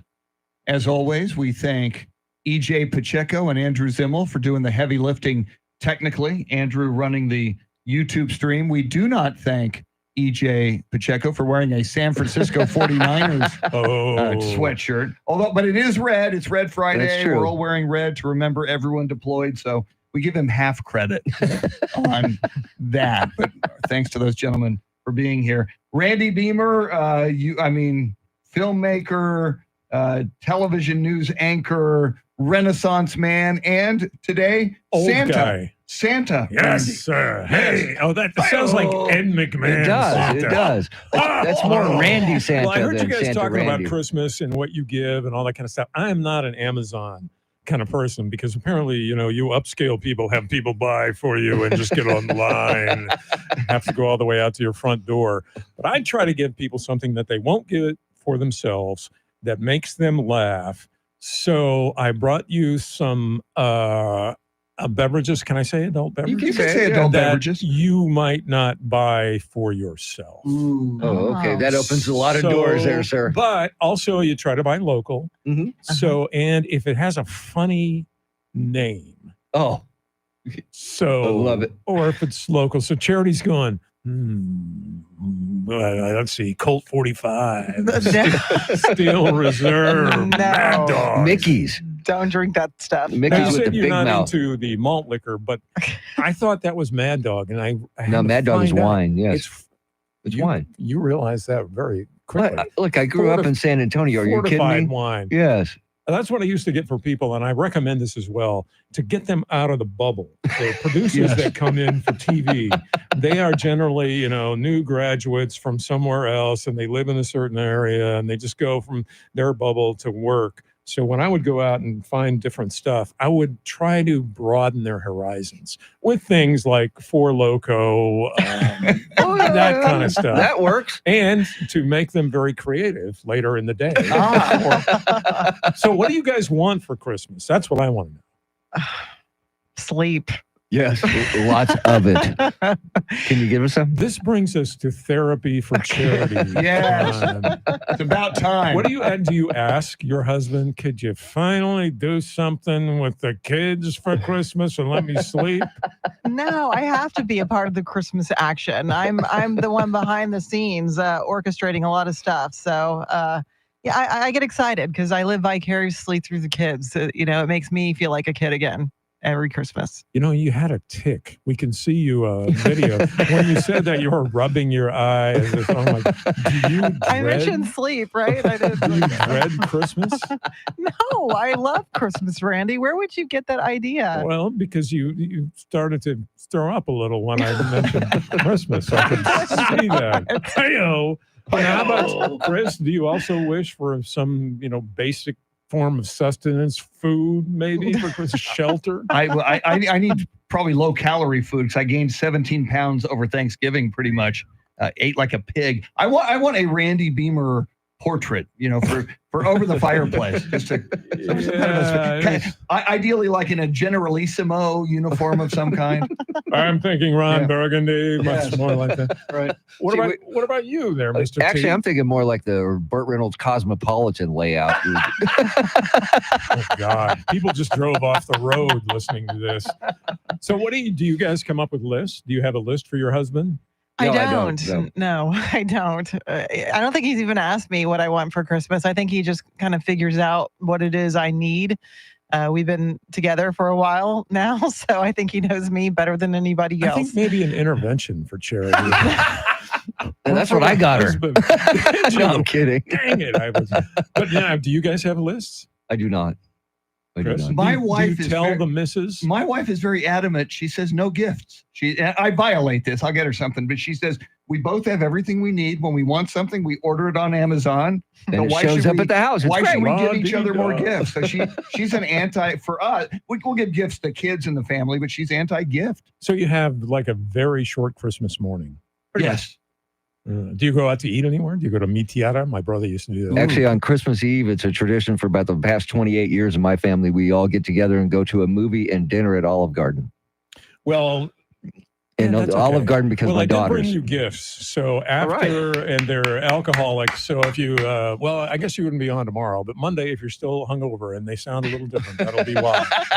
But happy holidays. Thank you. And breaking news, Santa Randy might be joining us next weekend as part of the Elf Louise Radiothon, which would be fantastic. It would be awesome. Yes, from LSU, I'm going to pick up my son next week, and it might be from somewhere on the road. That's fine. Without any alcoholic beverages. Well, wherever, forget it then. By the way, wherever we can I'll bring you access. something from the swamp lands. Very nice. Louisiana. Sounds good. Our thanks to Randy Beamer. Yes. Glenn Beck is coming up in just a few. Charity with everything you need to know at the top of the hour. WOAI News Time, 8:58.